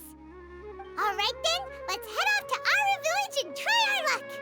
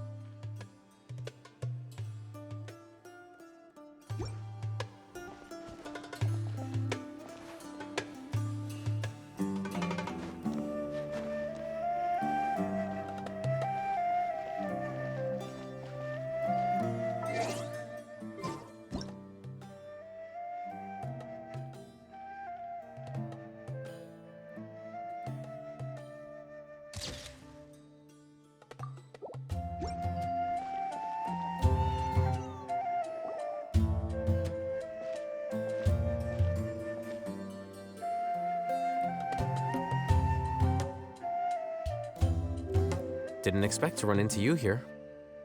Oh, hey, Thumb. What are you doing here? And what are you reading? Are those?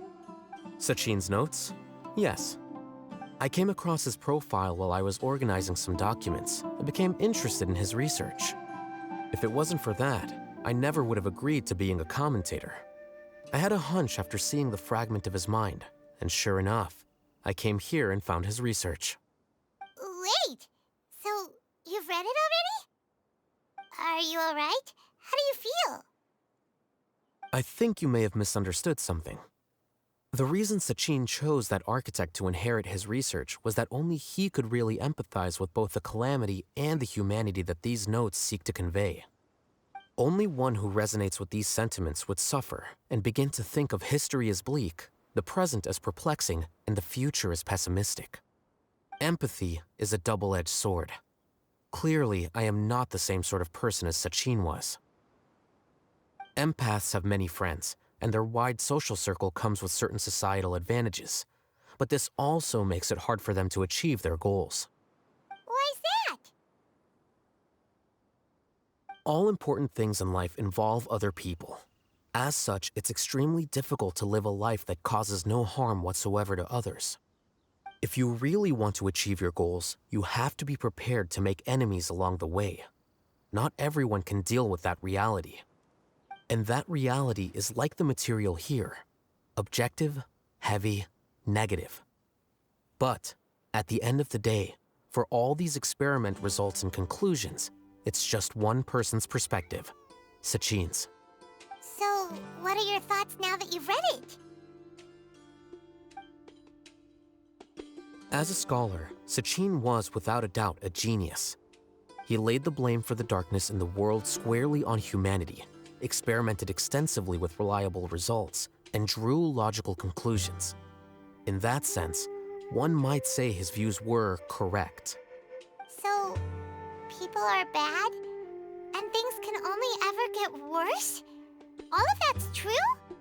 That is not a question for me to answer. Someone else will arrive shortly. You can ask them instead. All I will say is that the world is not built on correctness alone. Sometimes, being correct means nothing at all. Lofty ideals may provide no defense at all against nihilism, but perhaps little decisions can. By their own choice, the idealist seeks to bring happiness to all while denying themselves the same.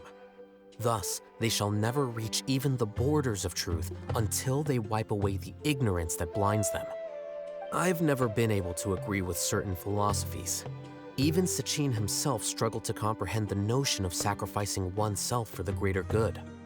But sadly, all viewpoints will find their supporters, and the way we see the world largely decides our fates. All right then, I got what I came for. These research materials are yours to look after. I'll be off. Wait, so you came here just to read this stuff?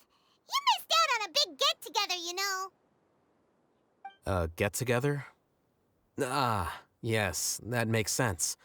This is a good opportunity for that sort of thing. Guess what? Kaveh treated everyone this time. Then I'm sure he packed up the leftovers for me. See ya. And there he goes. Well, it seems like he really wasn't affected by this research. He said that someone else would answer our questions. Who do you think that'll be?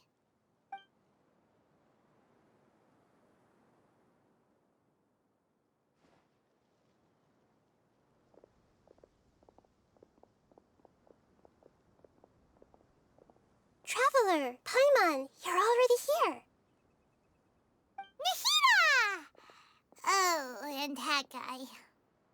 Wait, so you asked him to take part in the championship? Yes, it was me. Are you surprised? Did you know that there was something wrong with the diadem from the start? And if so, why didn't you switch it out for another one? Because Sachin's research is not mistaken. He spent his entire life researching this topic, and these materials are a result of that. These are the crystallization of his wisdom. Yes, I was worried that the material might cause some disruption, but I didn't want to wipe away all his hard work searching for the truth. So instead, I had Hat Guy here help me keep an eye on things. Seriously? I think you can stop calling me that now. Why? Don't you like it? Well, anyway, if Sachin's chosen successor hadn't been able to handle his research, or if it had brought pain to more people, he would have intervened at a suitable moment. And after all that, the person Sachin chose turned his nose up at his life's work. Pretty hilarious. I was also hoping that this could be an opportunity for you to learn how to interact with people normally. But it looks like that didn't work out. That wasn't necessary. I'm still paying you back for your help. And the last thing I need is more reasons to be indebted to you. Nahida, what did you mean by Sachin's research is not mistaken? Does that mean that you approve of his research?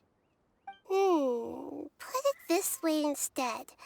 Truth to me is like a shroom boar. Some people only see the mushroom on the shroom boar's back, and they conclude that the shroom boar is a mushroom. Others see only the shroom boar's body, and they declare that the shroom boar is a boar. Still others look deeper inside, and determine that the shroom boar is meat. These conclusions are all correct in their own way, but none of them objectively describe the shroom boar. Paimon kinda gets it, but also not really. The world is the same way. No one, not even I included, can understand it in its entirety. All of us are somewhere on the path toward truth. Within the confines of our limited knowledge, some may blindly believe in the beauty of this world, and others may focus only on its evils. In truth, the most important thing isn't what state the world is in now, but what people hope it will become. But of course, I don't mean that as a criticism or a call to action. Ultimately, my duty as the God of Wisdom is to guide every form of wisdom to a place where it can find its purpose. That was a long speech. So what are you actually going to do with these research materials? Because Kaveh, as the successor of this research, does not wish to see these ideas disseminated, I will seal it up. But even though Sachine's research could be considered negative wisdom, it is still a building block of the truth. If someone wishes to follow in his footsteps in the future, I will not stop them. I also look forward to the day that a member of the Vahumana Darshan can not only comprehend his theories, but also find a way out from the despair as well. Vahumana doesn't have that kind of talent. Wait, you're not intending to keep me in Vahumana long term, are you? I don't remember signing up to become a scholar. Don't you think I'm useful enough to you as a prisoner? Oh boy, here we go again. You think so? Well, to that, I would say that in Sumeru, even prisoners have a right to an education. I hope that your studies in Vahumana will help you deal with your own fate and learn how best to settle old debts from your past. I will review your final thesis myself. I'm expecting great things from you, Mr. Hat Guy.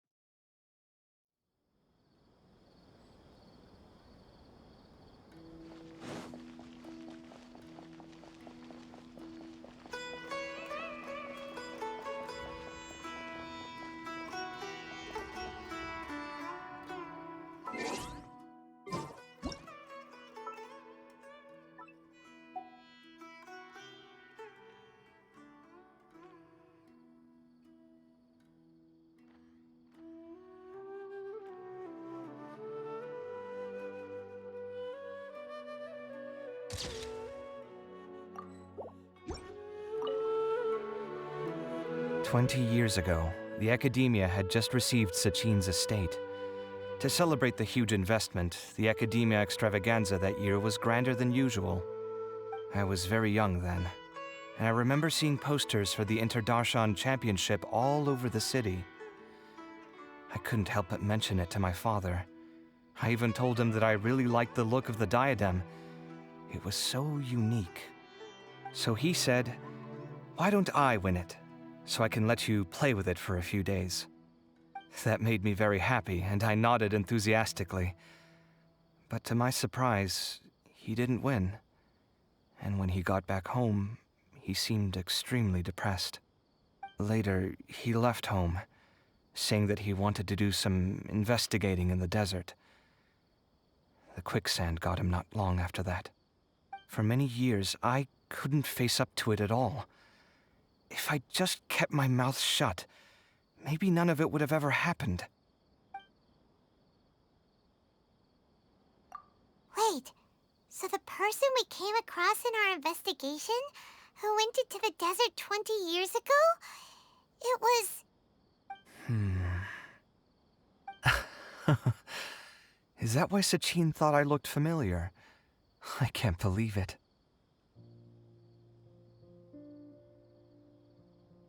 My father was always too kind for his own good. Sachin's research would have saddened him greatly. He must have gone into the desert when he heard about it to find those who were still suffering. It all makes sense now. I've tried telling myself so many times over the years that maybe his sudden depression wasn't because he didn't win the competition. Maybe something else was going on that I wasn't aware of. But in the end, it all started with me mentioning the competition to him. Oh, Kaveh. Don't worry. I destroyed the diadem. There will never be another tragedy like this again. Never again.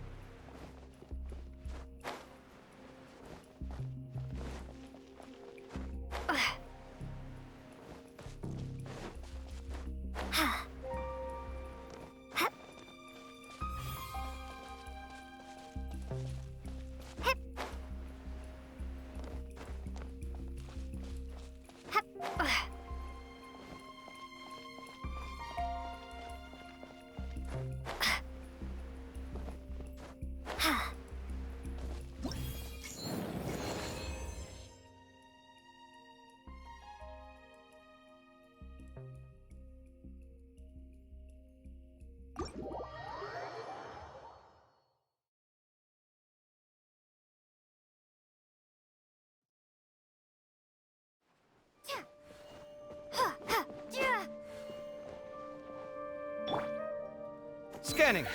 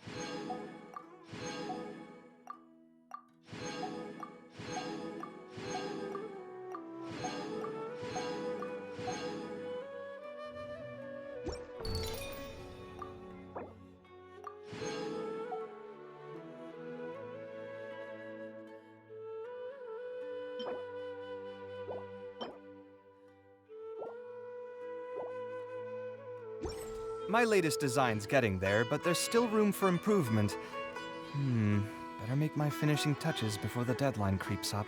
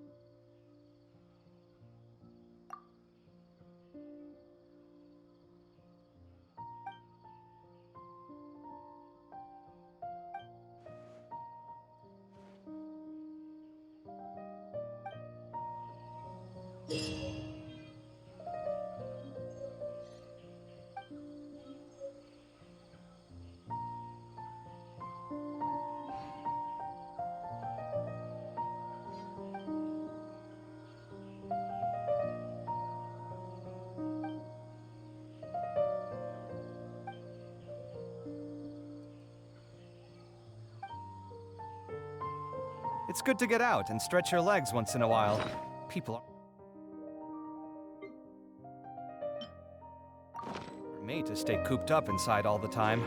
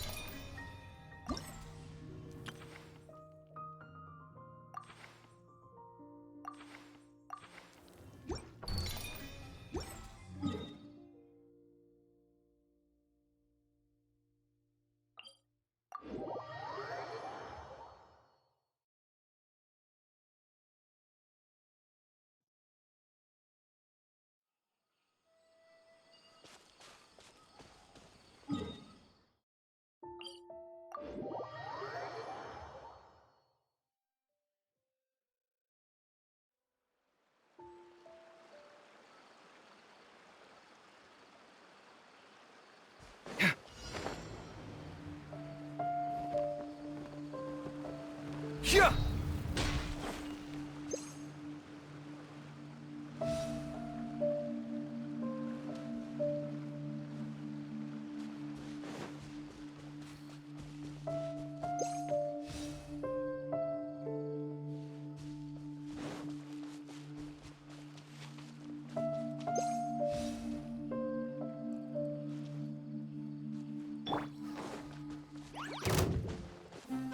The wind rises.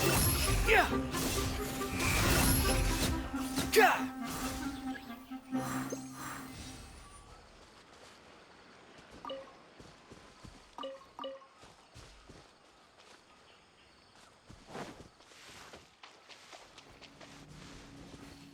Behold!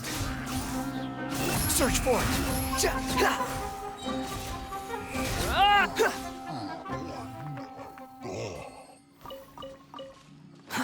Too slow.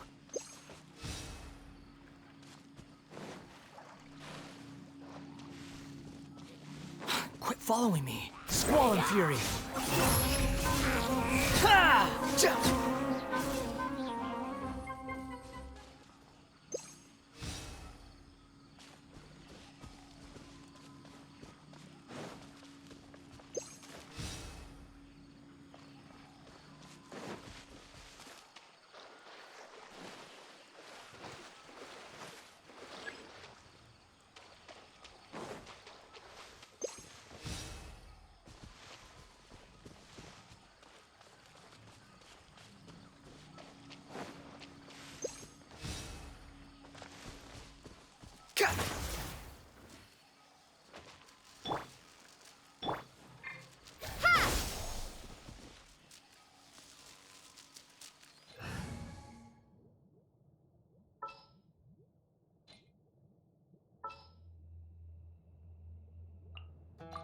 You want...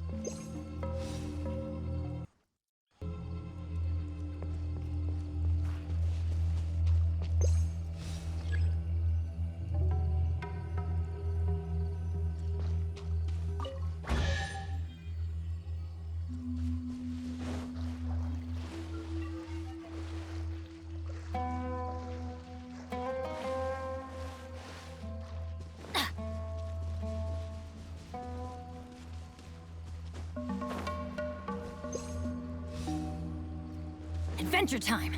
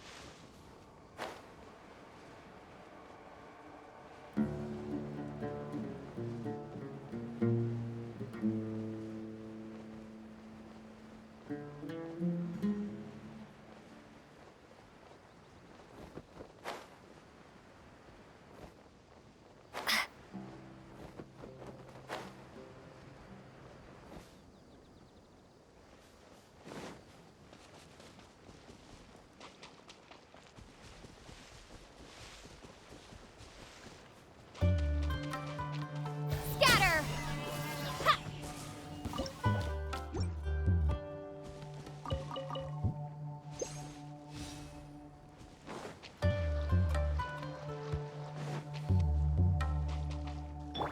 Huh?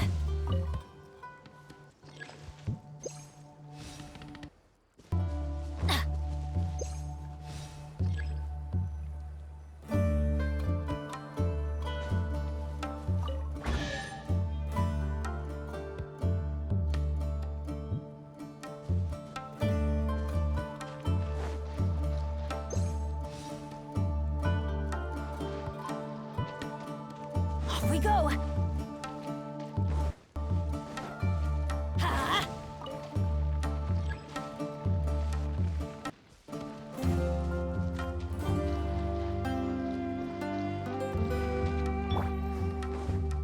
Behold! Yeah!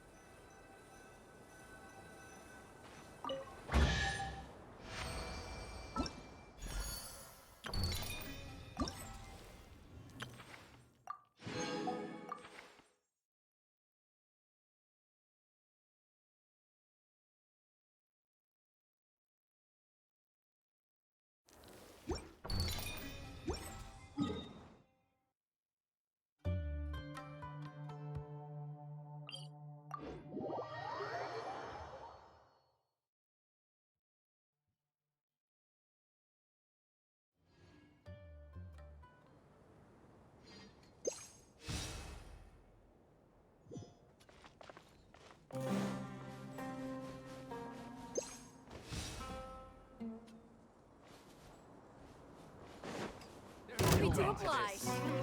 Come at me. Let's light it up! Adventure time! Propagate! Ha! Ja! Ah! Ja!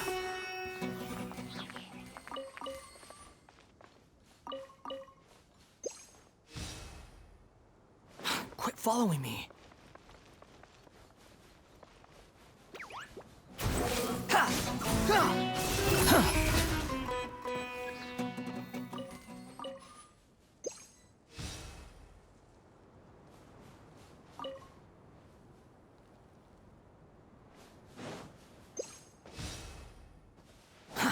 Too slow.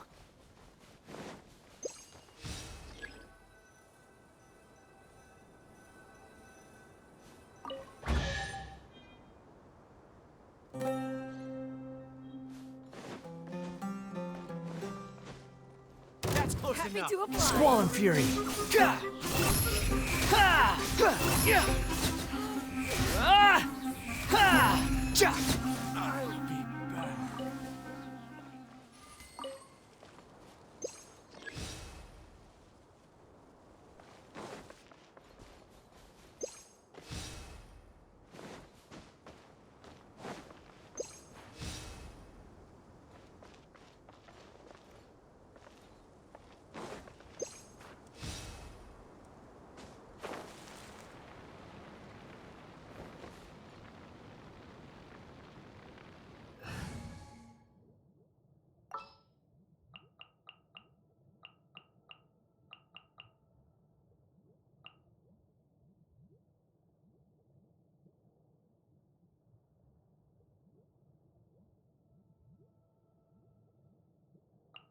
Wish me luck!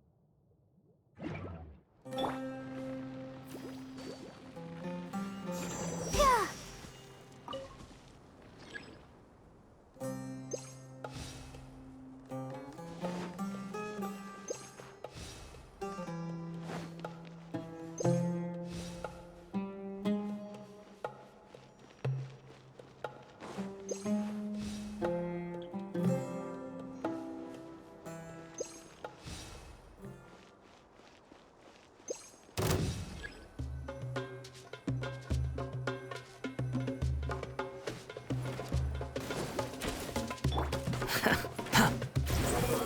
How amusing.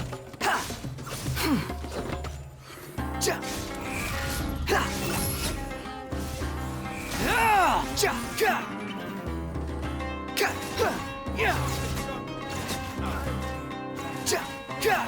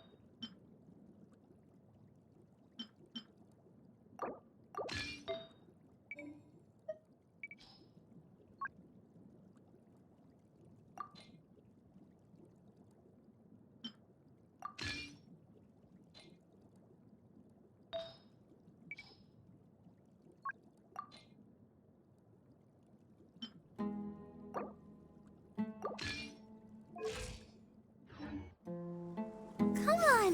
We can do it!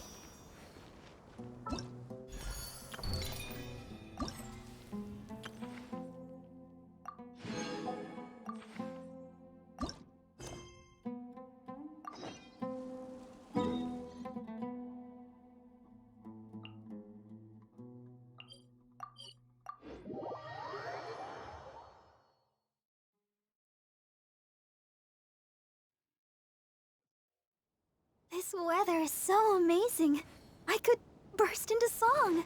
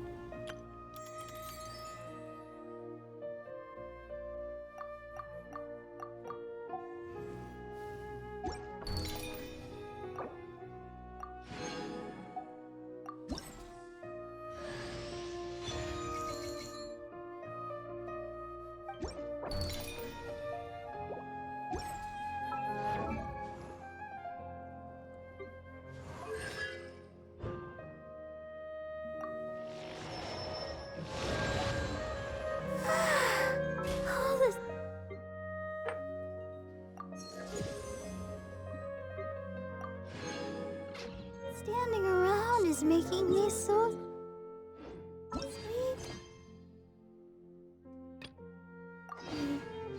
Ma.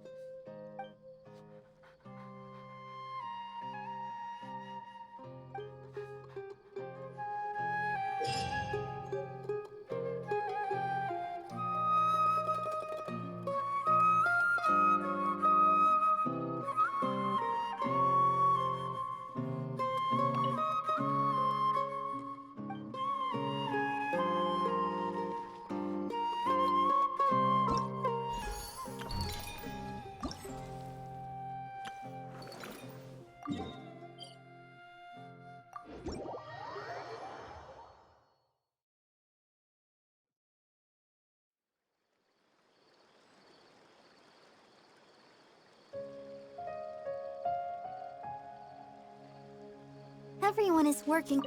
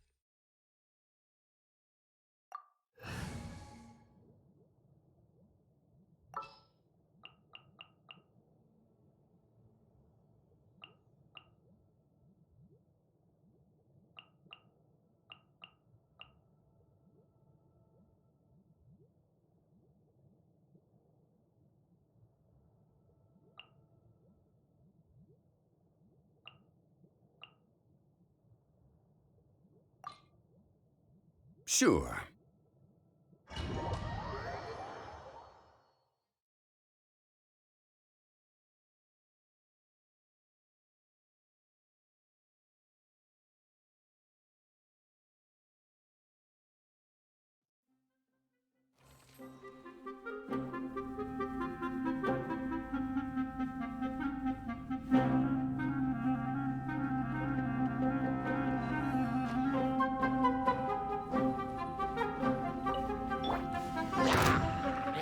Rain outlines your fate. The wind knows me. Fallen leaves, adorn my night! Stabilize! Kamisato art! Sumetsu! Take flight!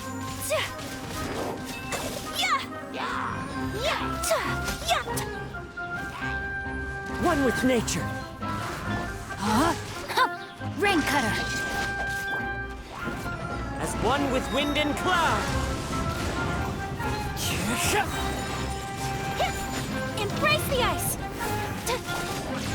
Solidify!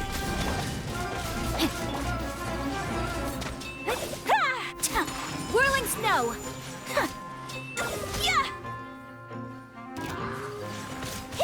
No, my sword! Into the wind. Fallen leaves, adorn my night. The wind knows me. Kamisato art! Sumetsu! Into the wind. Witness the power of Gugwa! My apologies! One with nature. Clouds hide. The birds call. Whirling snow! Sakura swirl!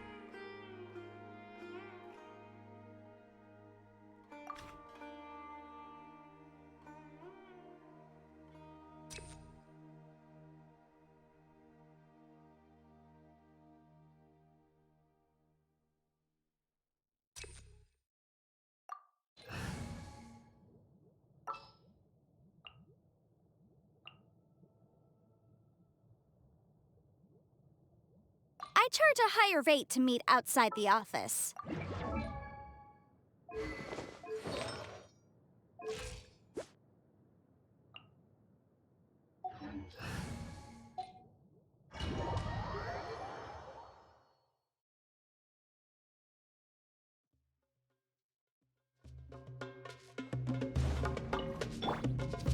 Stabilize! Rain outlines your fate. Into the wind. As one with wind and cloud. One with nature. Time for your arraignment!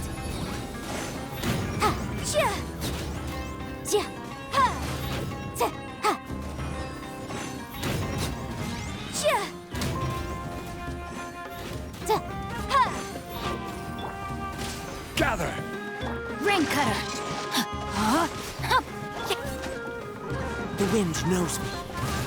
Incinerate! Inadmissible evidence!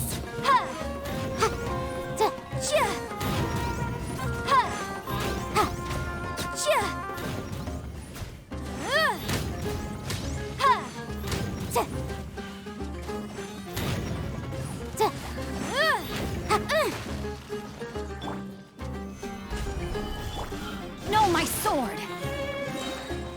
Witness the power of Gugwa! Into the wind. Fallen leaves, adorn my night! Motion to compel!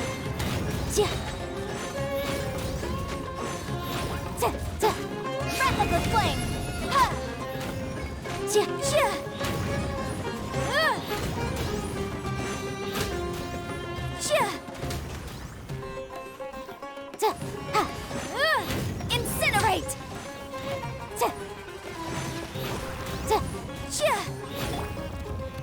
Stabilize! Rain outlines your fate. Rain Cutter. Wind Strider. Clouds high. The birds call.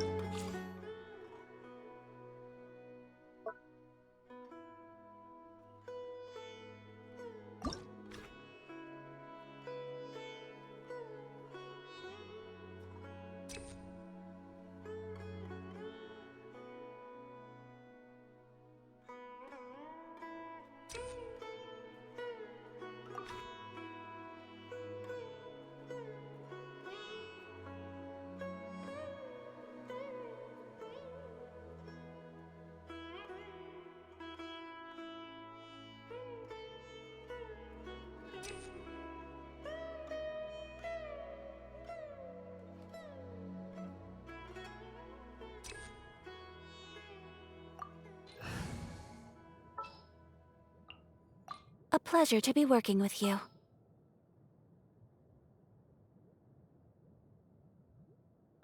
We can do this!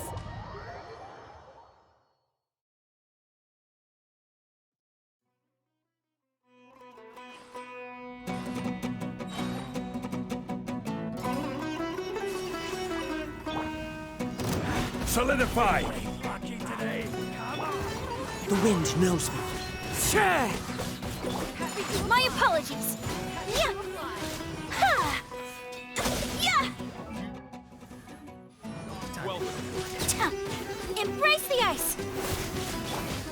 One with nature. As one with wind and cloud.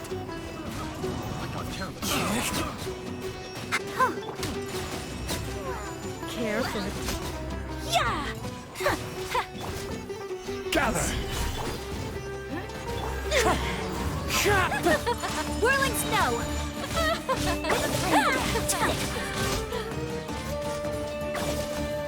Yeah! Yeah! The wind knows me. Stabilize! Take flight! One with nature. Your coming was foretold. Fallen leaves adorn my night into the wind. Kamisato out! Dance with me! Sumetsu! Whirling snow!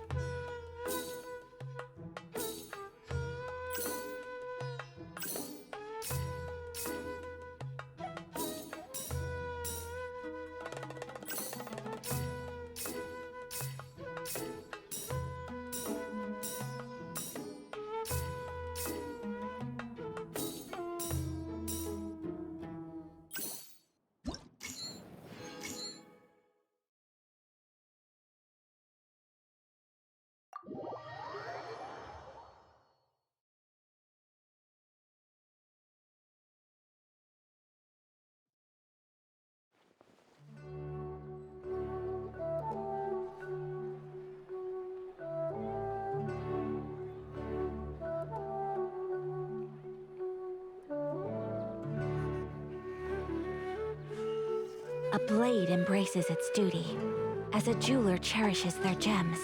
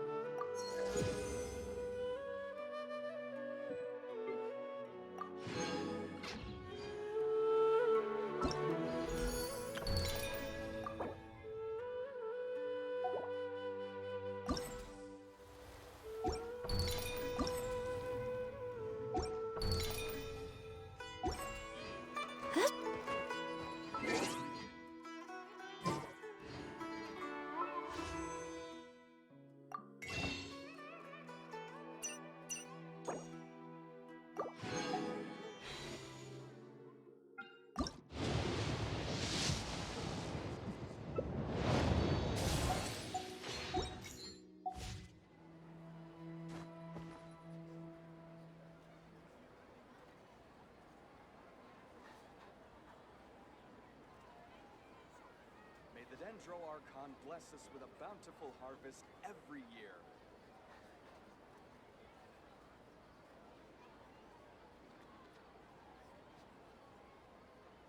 So this is a day in the life of the traveler. I'm learning more about you all the time.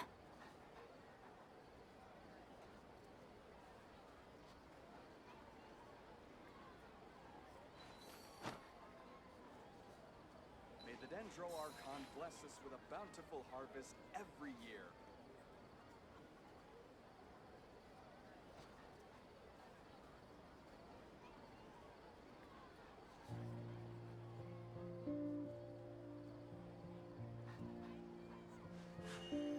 A blade embraces its duty, as a jeweler cherishes their gems.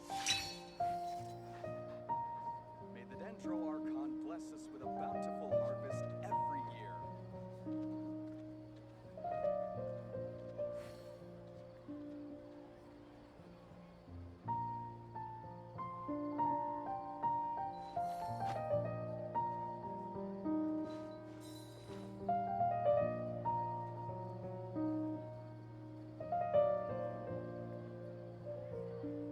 May the Dendro Archon bless us with a bountiful harvest every year.